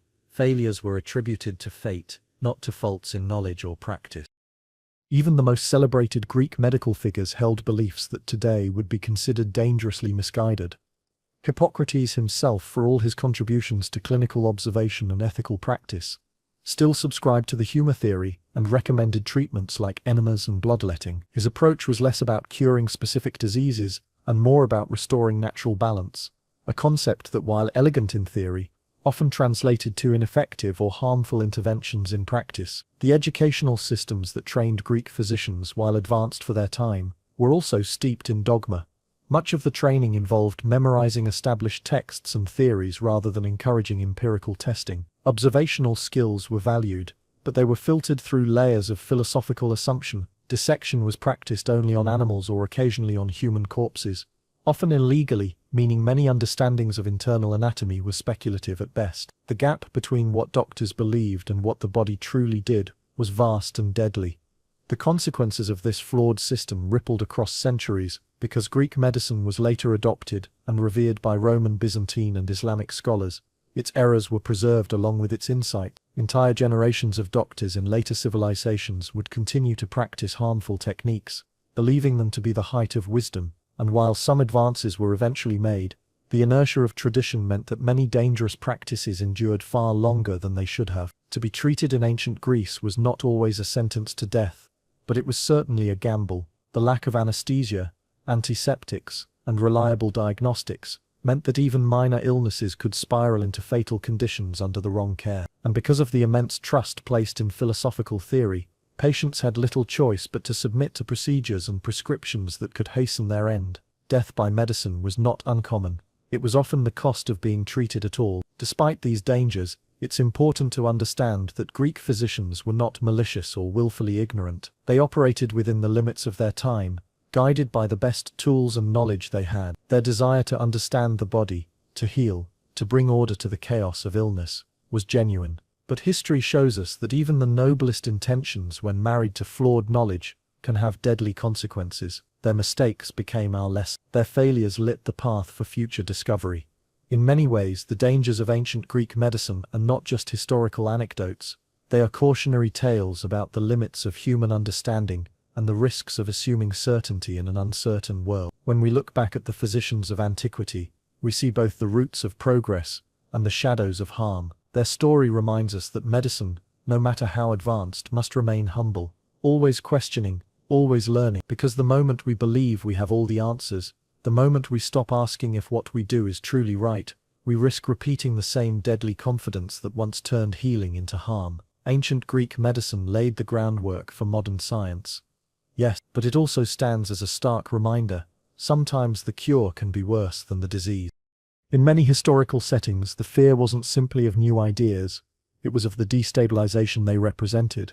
A world built on tradition and hierarchy cannot easily tolerate re-examination. To challenge the nature of truth, the structure of society, or the interpretation of sacred texts was to threaten the legitimacy of rulers, priests, and entire institutions. Killing the philosopher then became a form of damage control, an attempt to preserve the status quo. Even in more modern times, the fate of philosophers remained perilous. In Nazi Germany, intellectuals who promoted liberal democratic or egalitarian philosophies were silenced, imprisoned or executed. Books were burned in public squares. Thinkers had to flee their homelands, or risk being caught in the machinery of fascist repression. The Soviet Union, too, had its own long list of purged intellectuals, philosophers and scientists alike, who dared to think beyond the confines of state ideology. In both systems, thinking was a threat unless it served the party line. Philosophy that empowered the individual, that questioned totalitarian logic, was snuffed out wherever it appeared. The reality that one could be put to death simply for having the wrong philosophy remains one of the darkest threads running through human history. It reminds us how fragile freedom of thought truly is. It teaches that even the noblest of intentions, the pursuit of truth and wisdom, can be met with violent resistance. It's not just a matter of the past. In many parts of the world today, thinkers, journalists, and academics still face imprisonment or death for challenging religious dogma, political tyranny, or cultural taboos. The execution of philosophy may not always be as literal as burning at the stake or poisoning with hemlock, but silencing, censorship, and exile serve the same function. This haunting legacy serves as a warning. Philosophy is not simply the indulgence of the curious. It is a radical act of courage. To question, to rethink, to propose a different path. It all carries risk. The history of philosophy is not just one of progress and enlightenment. It is a history of sacrifice, of men and women who paid the ultimate price for the freedom to think. Their stories are not just ancient tragedies. They are ongoing struggles in a world still learning how to tolerate difference and debate. What's most sobering is that the line between accepted philosophy and punishable thought is never thin. It shifts with political tides, with social moods, with cultural insecurities. Today's enlightened idea could be tomorrow's heresy. And so the burden lies with each generation to safeguard the right to question, to ensure that no one is put to death in body or in voice, simply for thinking differently. The shadows of those who perished for their beliefs still linger among us, in the books we read, the questions we ask, and the freedoms we often take for granted. Each time we explore a new idea, each time we challenge a deeply rooted norm, we are walking the path they once tread. And if we forget them, if we let their stories fade into dust, we risk losing the very foundation of intellectual freedom. To be put to death for the wrong philosophy is more than historical horror. It is a reminder that ideas matter, that truth is powerful, and that the fight to preserve freedom of thought is never truly over. Why you wouldn't survive a Spartan childhood. From the moment you took your first breath in ancient Sparta, your life was not your own. It belonged to the state. And the state had no interest in weakness. Spartan society, forged in the fires of endless war, saw children not as individuals to be nurtured, but as future soldiers to be forged. If you think you could have survived a Spartan childhood, think again. It wasn't just difficult, it was dehumanizing by modern standards. Spartan life began with judgment. At birth, infants were inspected by elders who determined whether the baby was strong enough to be raised. If any sign of deformity, sickness, or perceived weakness was found, the child could be abandoned, left to die in the wilderness on the slopes of Mount Taygetus. Compassion was not the metric of survival. Utility was. If you passed that first test, your challenges had only just begun. For the first few years of life you were raised at home, but parental affection was not the priority. Even here, discipline was strict, and indulgence was discouraged. The role of parents was to prepare the child for the brutal transition to come. At age 7, the state took full control of your life. You were taken from your family and placed into the Agajuk, Sparta's ruthless military education system. From this point on, your identity was stripped away. You were no longer your parents' child. You were property of the Spartan war machine. The Agajuk was not a school. It was a crucible. You were placed in a group of boys your age and trained in a way that aimed to break you down and build you back up as a warrior. But it wasn't just about learning how to fight. It was about learning how to endure. You were taught pain before you understood comfort. You were taught silence before you were allowed to speak. Discipline, obedience, and endurance were the only virtues that mattered. You ate with your unit, slept with your unit, and trained with your unit. Meals were intentionally scarce to train your body to withstand hunger. If you were still growing and needed more food, you were expected to steal it. But if you got caught, you were punished not for the theft but for failing to get away with it. Stealth was a skill, and failure was unforgivable. There was no room for weakness. If you cried, you were ridiculed. If you hesitated, you were beaten. If you complained, you were silenced. Pain was constant. Injuries were frequent, and empathy was absent. Older boys were encouraged, even to dominate younger ones. Mentorship sometimes blurred into brutality. You might find yourself at the mercy of a senior cadet, whose role was not to protect you, but to sharpen you. This created a hierarchy of cruelty, where power was constantly tested, and fear became a daily companion. Even hygiene was not a concern in the way we understand it today. You were expected to go unwashed for long periods. Your clothes, simple and coarse, were rarely changed. The goal was not comfort, it was endurance. To be Spartan was to suffer and keep standing. And while you trained your body, your mind was forged into conformity. Reading and writing were taught only as tools, never as means of expression. Philosophy, creativity, and independent thought were discouraged. The only acceptable purpose of knowledge was military function. You were molded to follow orders, to never question, and to always prepare for war. There was no escape. There were no holidays, no days off, no parental reprieves. From the age of 7 to 20, your life was entirely consumed by the state's vision of what you should become. Games were violent. Lessons were cruel. You fought not for fun, but because it was expected. Blood was not unusual. Broken bones were not remarkable. To be injured was to be ignored, unless your wound hindered your future usefulness. Sympathy was a luxury you could not afford. And yet, this brutal training wasn't even the most dangerous part. Around the age of 12, the tasks became darker. You might be forced to go barefoot year-round in both summer heat and winter frost, to toughen your feet. Clothing remained minimal, sometimes limited to a single cloak that was never washed. Cold nights were endured in silence. Painful conditions were tests you were expected to pass without flinching. In the final stages of your training, you might be subjected to even deadlier trials. Rumors persist of the Krypteia, a secret rite of passage, in which young Spartans were sent out into the countryside alone, armed with nothing but a knife, to survive, and in some accounts to eliminate perceived threats or slaves without detection. Whether fact or legend, the very existence of this tale reflects the depths to which Spartan society immersed its youth in violence and secrecy. Disobedience wasn't just punished, it was erased. Children who defied the system might be flogged in public. This wasn't just to punish the offender, it was to warn the others. The most terrifying punishments were not reserved for failure in battle, but for failure in discipline. Boys were whipped at festivals, sometimes until unconscious or dead, in displays of endurance known as diamastigos. This wasn't hidden from public view. It was celebrated. Parents watched. Citizens cheered. Pain was made into spectacle. You wouldn't last a day as a Greek slave. In the grandeur of ancient Greece, the land of philosophers, playwrights, and the birth of democracy, there existed a brutal truth that is often glossed over in history's retelling. Behind the marble temples and the flattering of intellectual life was a society built on the backs of slaves, not a small underclass or a rare condition, but a foundational system where up to 1/3 of the population in city-states like Athens were enslaved. To be a slave in ancient Greece was not simply to be unlucky, it was to be stripped of your humanity, to be owned, used, and discarded as property.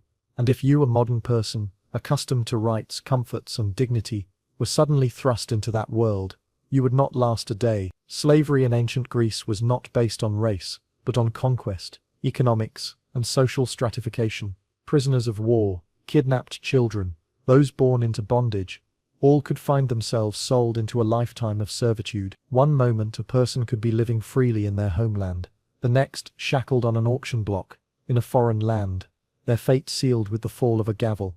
Once sold, a slave's life became dictated entirely by the whims of their master. There were no appeals, no protections, no recourse. Your body, your labor, and even your thoughts belonged to someone else.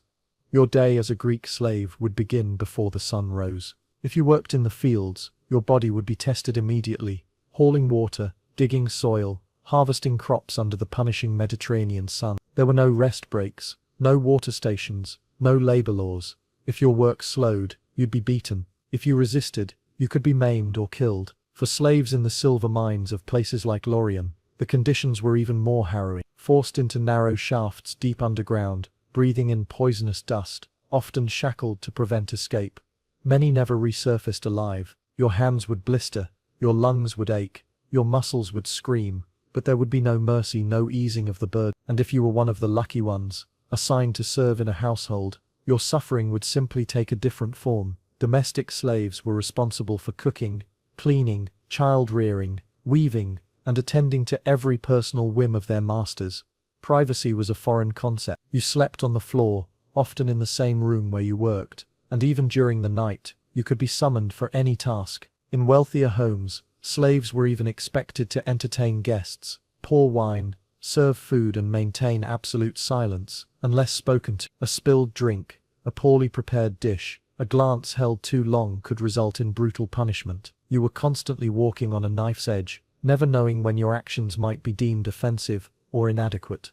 For female slaves, the experience was even more terrifying. Their roles extended beyond labor and into exploitation. Sexual abuse was common, and there were no boundaries, no possibility of consent. They could be forced into concubinage, prostitution, or simply used as objects of gratification within the household. Their children, if born, would not be a source of joy but of sorrow, because those children were also property, owned by the master, and could be sold off at any moment. Love, in such circumstances, became a liability. Bonds between slaves were seen as disposable, temporary, and subject to the whims of their owners.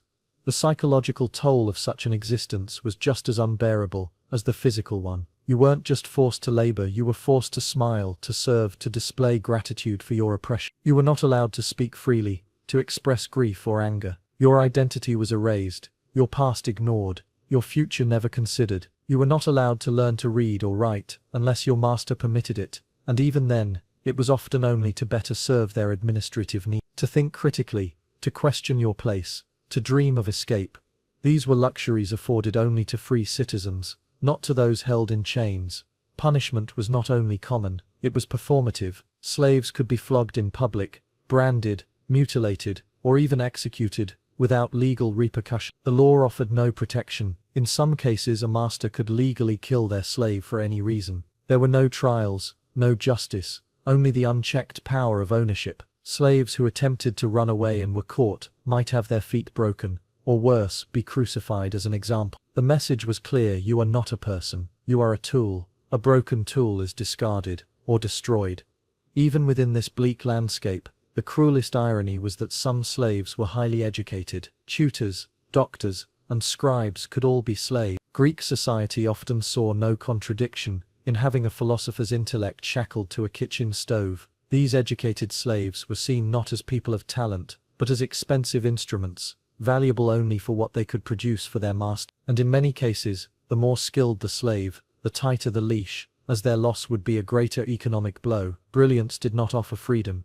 It tightened the chains. Religious life offered little refuge. While slaves could sometimes participate in rituals and festivals, they were often excluded from full participation in civic religion. The gods of Olympus watched over the city, but their justice was reserved for the free. The myths and stories of divine punishment rarely extended compassion to the enslaved. If anything, religion was used to reinforce the social order, teaching that fate or the will of the gods had placed each person in their rightful position, slave or free, rich or poor. Freedom was not impossible, but it was exceedingly rare. A slave might be granted manumission after years of loyal service, or they might save enough to purchase their freedom, if they were allowed to work for pay, which most were not. But even then, a freed slave remained a second-class citizen. They could never fully integrate into society, their past remained a stain, their dignity forever conditional, and for most, the opportunity never came. They lived and died as they were born into bondage,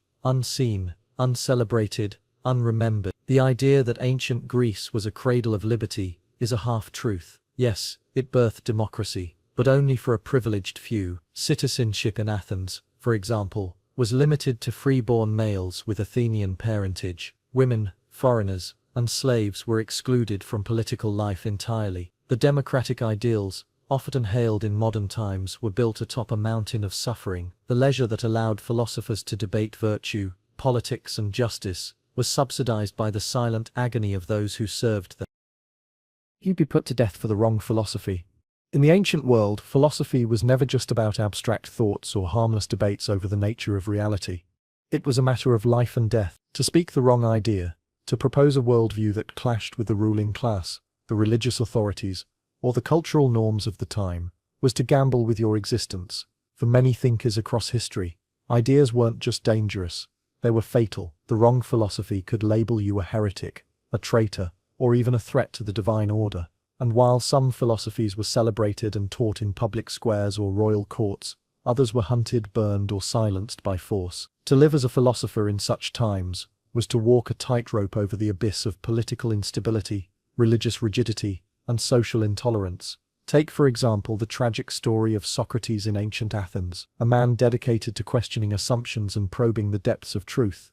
He did not wield a sword or raise an army. His weapon was the question. But in the eyes of the Athenian state, his insistence on challenging traditional beliefs, his influence over the youth, and his refusal to bow to convention made him a threat. He was accused of corrupting the minds of the young and of impiety, of not worshipping the gods in a way the city deemed acceptable. His punishment: death. They poison. Socrates drank the hemlock calmly, making his final philosophical stand with grace, but his execution served as a chilling reminder. The state would not hesitate to kill those who challenged its narrative, and he was far from the only one. Throughout history, countless others followed the same path to martyrdom, individuals whose crime was to think differently, to speak inconvenient truths, or to question the prevailing orthodoxy. In medieval Europe, when the Catholic Church held immense power over thought and knowledge, anyone whose philosophy contradicted church doctrine risked being labeled a heretic. The Inquisition, with its shadowy interrogations and brutal punishments,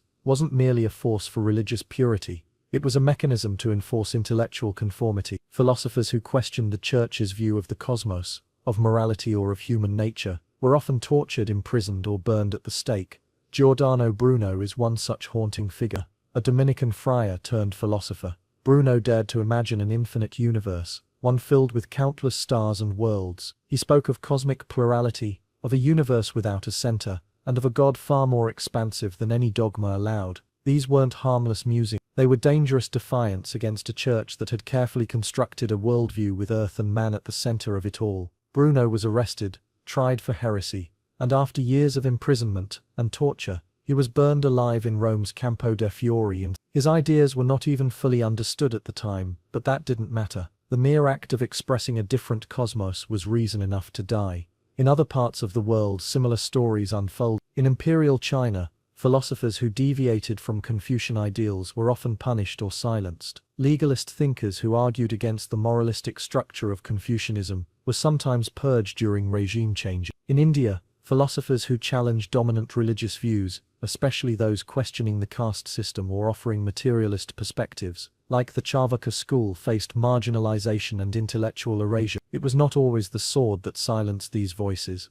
Sometimes it was centuries of systematic neglect and ideological suppression. Even in the Islamic Golden Age, a time rightly celebrated for its intellectual flourishing and philosophical exploration, there were thinkers like Al-Razi and Ibn Rushd. Averroes walked a fine line between inquiry and apostasy. Al-Razi, who openly criticized religious dogma and emphasized reason above revelation, was condemned by later scholars and branded a heretic. Ibn Rushd, whose commentaries on Aristotle influenced Europe's own philosophical awakening, was exiled, his books burned, his ideas suppressed. The tension between reason and faith, between philosophy and orthodoxy, played out in dramatic fashion, with the penalty for overstepping often being exile, disgrace or death. What makes these stories all the more harrowing is that many of the condemned weren't seeking to overthrow power or incite rebellion. They weren't warriors or insurgents, they were thinkers, many of them advocating peace, reason, and dialogue. But ideas are powerful. A single concept, if allowed to spread, can uproot entire systems. That's what made philosophy so threatening to those in control. The execution of philosophers wasn't about stopping a person, it was about halting a movement, severing a chain of thought before it could ignite change. You were allowed a few personal possessions. No toys, no comforts, no personal space. The focus was always on the group, on unity, on silence. Even your voice was trained to be low, firm, and emotionless. Emotional control was vital. If your voice trembled, it was seen as a weakness. If your posture faltered, you were corrected, harshly. Eye contact was expected to be unwavering. Speech was expected to be concise. Every breath you took was part of your training, and when you reached the age of 20, if you survived that long, you were still not free. You were finally considered a soldier, but not a man in the eyes of the state. You would not live independently. You would not marry unless the state permitted it. You continued to live in communal barracks, eating with your unit, following orders, and submitting to authority. Even your future family life was dictated by what was deemed best for the Spartan military ideal. Love, affection, and personal ambition were always secondary to duty. Everything in your world, from childhood to adulthood, was designed not to serve your happiness, but to serve the state's survival. The psychological scars left by this upbringing are almost unimaginable. A child raised in constant fear and discipline is not just strong, they are shaped to suppress their humanity. They are taught not to feel, not to hesitate, and not to question. Spartan children were not simply raised, they were engineered. And if you think your modern sensibilities, your sense of individual rights, your love of comfort, or even freedom, would find a place in this world, you would be mistaken.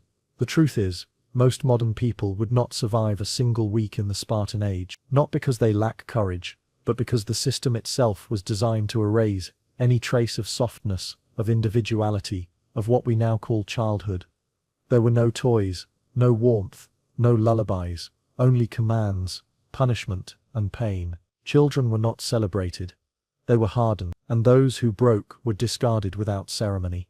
The modern world values the safety and development of children. We consider emotional growth, cognitive development, and personal expression essential. In ancient Sparta, those ideas would have seemed laughable. Childhood was not a protected phase, it was a trial by fire. You were forged like iron, hammered into shape, and if you cracked, you were thrown away. Even friendships were tactical, not emotional. Bonds were forged in the fire of common suffering, not trust. This was not just military training, it was cultural engineering.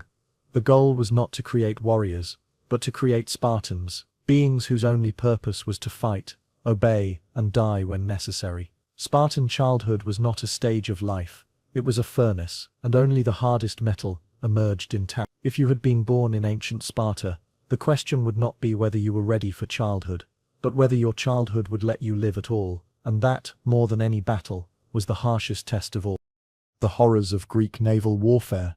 Beneath the shining surface of the Aegean Sea, far from the romanticized tales of marble statues and poetic epics, there was a darker, bloodier truth to ancient Greek history. Naval warfare. The horrors of Greek naval warfare were not sung by bards or celebrated in painted vises, but they were very real, etched into the minds of those who lived through the screaming chaos aboard ships built for killing. Naval combat in ancient Greece was a brutal, claustrophobic affair, one that turned men into weapons and the sea into a grave. At its core was the trireme, a sleek, fast, and deadly warship that required over 170 men to row in synchronized agony, packed shoulder to shoulder in stifling dark quarters where the stench of sweat, blood, and fear lingered long after the battle ended. These rowers were not all slaves. Many were free citizens fighting for their city-state, but their experience was no less grueling, with limited food, no ventilation, and exhaustion constantly clawing at their bodies. Every moment aboard a trireme tested their endurance, and when battle came, the horrors only escalated. Greek naval tactics relied not on long-range projectiles or siege weapons, but on ramming, boarding and sheer brutality. The primary method of engagement was to maneuver the trireme with enough precision and speed to slam its bronze-sheathed ram into the enemy ship's hull. This violent impact would splinter wood, rupture the seams of the vessel, and hurl men into the sea. There were no life preservers, no safety lines. If a man fell into the water, he would likely drown, either crushed by the rolling oars of friendly ships or dragged down by his own armor. Even those who survived the impact often found themselves trapped in rapidly sinking wreckage or surrounded by enemies eager to finish the job. Above deck, the scenes were no less terrifying. Once two ships collided or entangled with grappling hooks, hand-to-hand combat ensued. Warriors leapt from one rocking, blood-soaked deck to another, swords clashing, spears thrusting, and shields shattering under the weight of desperate violence. The narrow space offered no room to retreat, no refuge from the chaos. The decks became slaughterhouses, slick with blood and viscera, where warriors fought in close quarters with nowhere to run, often tripping over the bodies of fallen comrades. Screams of pain, the splintering of wood, and the roaring commands of officers mixed into an overwhelming cacophony that could break even the strongest of minds. What made Greek naval warfare even more horrific was its psychological toll. Many of the men aboard these ships were not professional soldiers. They were citizens, artisans, and farmers, suddenly hurled into the visceral horror of war.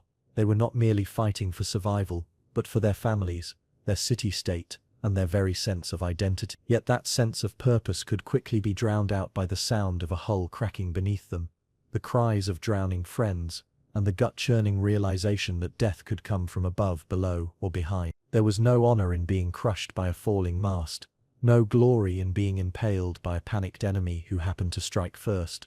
And unlike land battles, where soldiers might retreat or regroup, in naval warfare there was no escape, only the sea, endless and indifferent. One of the most chilling realities of Greek naval warfare was the role played by fire. Greek ships were made of flammable materials, pine, oak, and resin-sealed hulls, and in the chaos of combat, flames could easily break out. Fire arrows, flaming pots of pitch, or even the simple misplacement of a torch, could ignite a deadly inferno aboard a vessel. A ship ablaze at sea offered its crew a horrifying choice: burn alive or dive into enemy-infested waters and hope to survive. The black smoke could be seen from miles away, a grim signal of the suffering taking place on the water. Those trapped below deck, especially the rowers, rarely stood a chance. With no time to escape, they were often incinerated or suffocated by the smoke, their screams swallowed by the crackling of flames and the roar of the wind.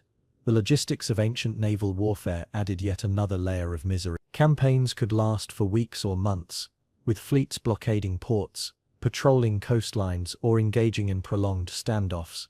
Supplies were scarce, sailors endured harsh weather, spoiled rations, and disease that spread rapidly in the tight confines of the ship. Sleep came in broken increments, and the salt-laced wind punished exposed skin and eyes relentlessly. Infection from minor wounds was common, and fresh water was often in short supply. Many died not from enemy blades but from dehydration, infection, or exhaustion. Morale could collapse quickly, especially when men were forced to watch their comrades waste away slowly with no chance of rescue or medical aid. The role of commanders during these battles also reflected the harsh realities of naval life. Officers shouted orders from the top deck, trying to coordinate dozens of ships across a chaotic sea, using flags, trumpet blasts, or torch signals, many of which were easily misunderstood or missed altogether. Amid the mayhem, miscommunication was deadly. A wrong turn could expose a ship's flank to the enemy, and hesitation could lead to entrapment. A single mistake could doom an entire crew. Leadership in Greek naval warfare required not just strategy, but the ability to remain calm under unbearable pressure, while making life-and-death decisions in seconds. Another little discussed element of Greek naval warfare was the aftermath. Victorious fleets might capture enemy ships, but they often left behind floating wreckage, dismembered bodies, and drowning survivors, calling out for help that would never come. The sea became a graveyard, scattered with splinters of shattered hulls and oil slicks from spilled supply. For days after a major engagement, the waters could stink of blood and rot. Fishermen sometimes reported catching human remains in their nets, or finding corpses washed up along the shore. Even victorious sailors could not escape the trauma. They had seen their friends die in agony, had stepped over corpses still twitching, and knew that their own end could come, just as swiftly in the next battle. Many returned home not as heroes but as haunted men, burdened by memories that no poem or statue could ever erase. Religion, while deeply woven into the fabric of Greek life, offered little solace in these instances. Sacrifices to Poseidon might be made before setting sail, but in the midst of naval warfare, the sea god felt more like a punisher than a protector. Superstitions ran rampant, omens interpreted from birds or waves, whispers of curses or divine punishment if the winds changed unfavorably. Men sometimes believed they were doomed before they even set out, and fear could unravel discipline just as much as the enemy's weapon. Even technological advantages could not fully shield men from the horrors. Athens, known for having one of the most powerful navies in ancient Greece, often dominated the seas during the height of its empire, yet even Athenian sailors were not spared from the terror of battle. The Peloponnesian War, especially, revealed the limits of naval power. When Sparta finally built a competent navy with Persian help, the conflict escalated into prolonged naval engagements that bled Athens dry. At the Battle of Aegospotami, the Athenian fleet was caught off guard and annihilated, with many of its sailors either killed, captured, or enslaved. The once proud naval empire was brought to its knees not just through combat, but through the psychological and physical attrition that came with constant exposure to such violent, dehumanizing conditions. The weight of all this, the cramped decks, the suffocating heat, the screaming of the dying, and the ever-present stink of death, makes one thing painfully clear: Greek naval warfare was not a noble contest of strategy and honor. It was a nightmarish ordeal of flesh and splinters, of desperate survival and uncontrollable violence. It was a test of the human spirit in its most raw and unforgiving form, conducted not in grand arenas or sunlit plains, but on the unpredictable and merciless sea. Every splash of an oar, every crack of wood against wood, was a reminder that beneath the glory of Greek civilization lay a foundation soaked in blood, especially in the waters they once ruled. To imagine yourself in that position, even for a day, is to confront the fragility of what we now consider basic rights. The comfort of choice, the right to rest, the assurance of safety. All would be stripped from you. You would wake in the dark, work until collapse, and go to sleep, knowing tomorrow would bring more of the same, or worse. And if you dared to resist, if you so much as thought of defiance, you would be punished into submission or eliminated without consequence. There was no off switch, no end to the shift, no place where you were just a person, not a possession. And that is what breaks the spirit most. Not the chains, not the hunger, but the knowledge that your life belongs to someone else. That you are not permitted to own your own body, your own name, or even your own suffering. You exist, but only as long as you serve. So no, you wouldn't last a day as a Greek slave, not because you are weak, but because the system was designed to crush the human spirit, to grind hope into dust, and to turn people into shadows of themselves. It is a chapter of history that demands not admiration, but remembrance, not mythologizing, but reckoning. Because behind the golden age of Greece, beneath its temples and philosophies, lay a darker truth, a truth written, not in ink, but in sweat, blood, and silence.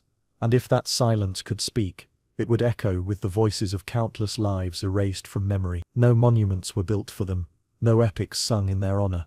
Their existence was recorded only in fragments, tax records, inventories, or passing mentions in the writings of their masters. They were the hands that built the temples, the feet that tilled the soil, the invisible backbone of a civilization that claimed to revere freedom. But their stories were never meant to survive, and that perhaps is the greatest cruelty of all. Not just the pain they endured, but the world's decision to forget them. They were the lost latitudes beneath the golden narratives, the blurred faces behind the legends of Socrates, Pericles, and Sophocles. These slaves, voiceless in life, and largely erased in death, were the ones who swept the floors of symposiums where men debated justice, who pressed the olives and tended the grapes that filled the goblets of philosophers extolling moderation and virtue. Their labor was invisible, yet indispensable. Without them, the very infrastructure of Greek civilization would have crumbled. They were not just a class, they were the engine of the ancient economy, the forced breath behind every act of cultural brilliance. And still, their humanity was constantly denied. Slaves were not considered full persons under the law. They could not marry in any legally recognized form. Any bond they formed with another, romantic, familial, or platonic, was subject to the owner's approval, and could be severed at any moment. Children could be ripped from their mothers, and sold to distant parts of the Mediterranean, their fates diverging forever. If a slave woman gave birth, the child automatically belonged to the master. Love, therefore, became a painful gamble, a risk of attachment in a world that punished connection. In some city-states, particularly Athens, there existed limited pathways for a slave to buy their freedom. But this possibility came with a catch. It required the slave to accumulate enough money, usually through working extra hours or handling minor business dealings on behalf of their owner. This slow acquisition of funds took years, often decades if it was even permitted. For many, the opportunity was a mirage, dangled just out of reach to encourage obedience. And even when freedom was granted, it was rarely full. A freed slave often remained socially and economically marginalized, bound by a sense of permanent indebtedness to their former master. Some slaves, like public slaves or dimosio, held slightly better conditions. They might serve the state rather than a private household, performing roles such as clerks, record keepers, or even city executioners. These positions, while marginally more stable, still came with restrictions and constant oversight. They lived under a perpetual threat of dismissal, punishment, or reassignment. Their fate was still not in their hands. At best, they were tools maintained by the government, not individuals with inherent dignity. The perception of slaves varied depending on their role. Educated slaves were sometimes begrudgingly respected for their usefulness. A skilled physician or tutor might be valued for their intellect, yet that respect never translated into equality. Instead, it created a cruel paradox: being trusted with the education of a master's children, yet unable to protect your own; being capable of healing others yet powerless to mend your own condition. The more a slave excelled, the more acutely they felt the limits imposed on their life. Greek literature occasionally hinted at the pain of the enslaved, but almost always through the lens of the free. In tragedies, a noble character might be reduced to slavery through the whims of fate, but this suffering was framed as a temporary descent, a fall from grace meant to be reversed or avenged. The everyday, lifelong suffering of real slaves was not considered dramatic. It was simply the background noise of Greek society. Their suffering wasn't a plot, it was an accepted reality.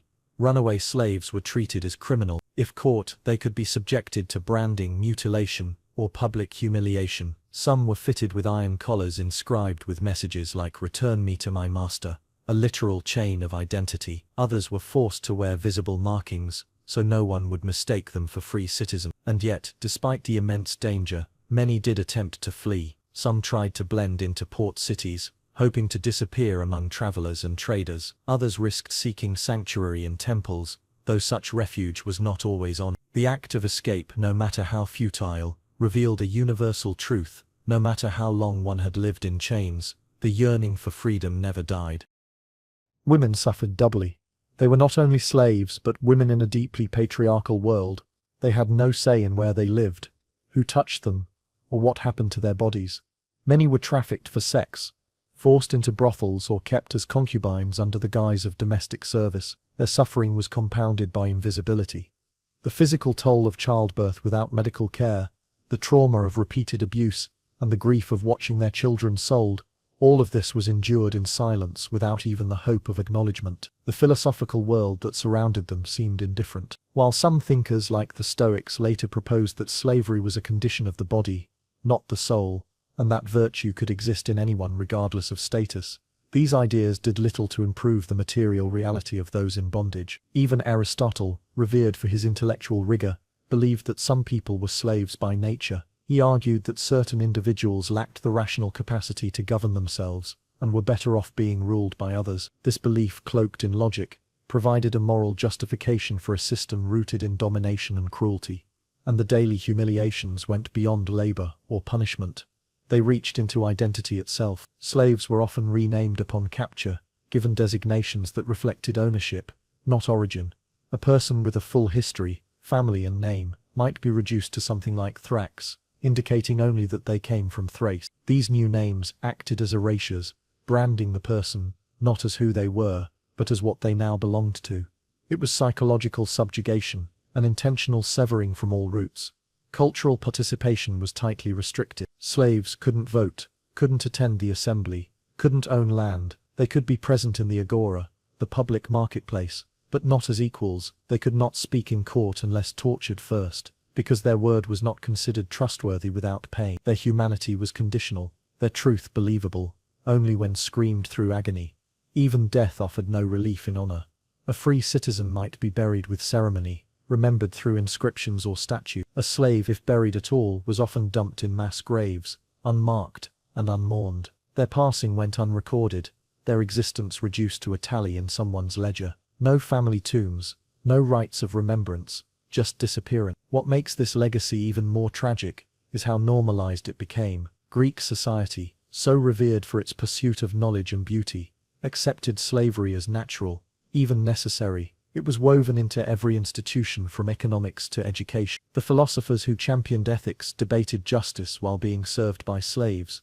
The artists who carved ideals of human perfection did so with the help of laborers, who would never be recognized. Slavery was not a moral aberration in this world. It was the invisible foundation of its glory. If you stepped into that world, even for a day, you would not just face hunger, pain, or exhaustion. You would face the complete annihilation of identity. You would be seen not as a person, but as a possession. And when you cried out for help or justice, the world would not only ignore you, it would deny that your voice had value.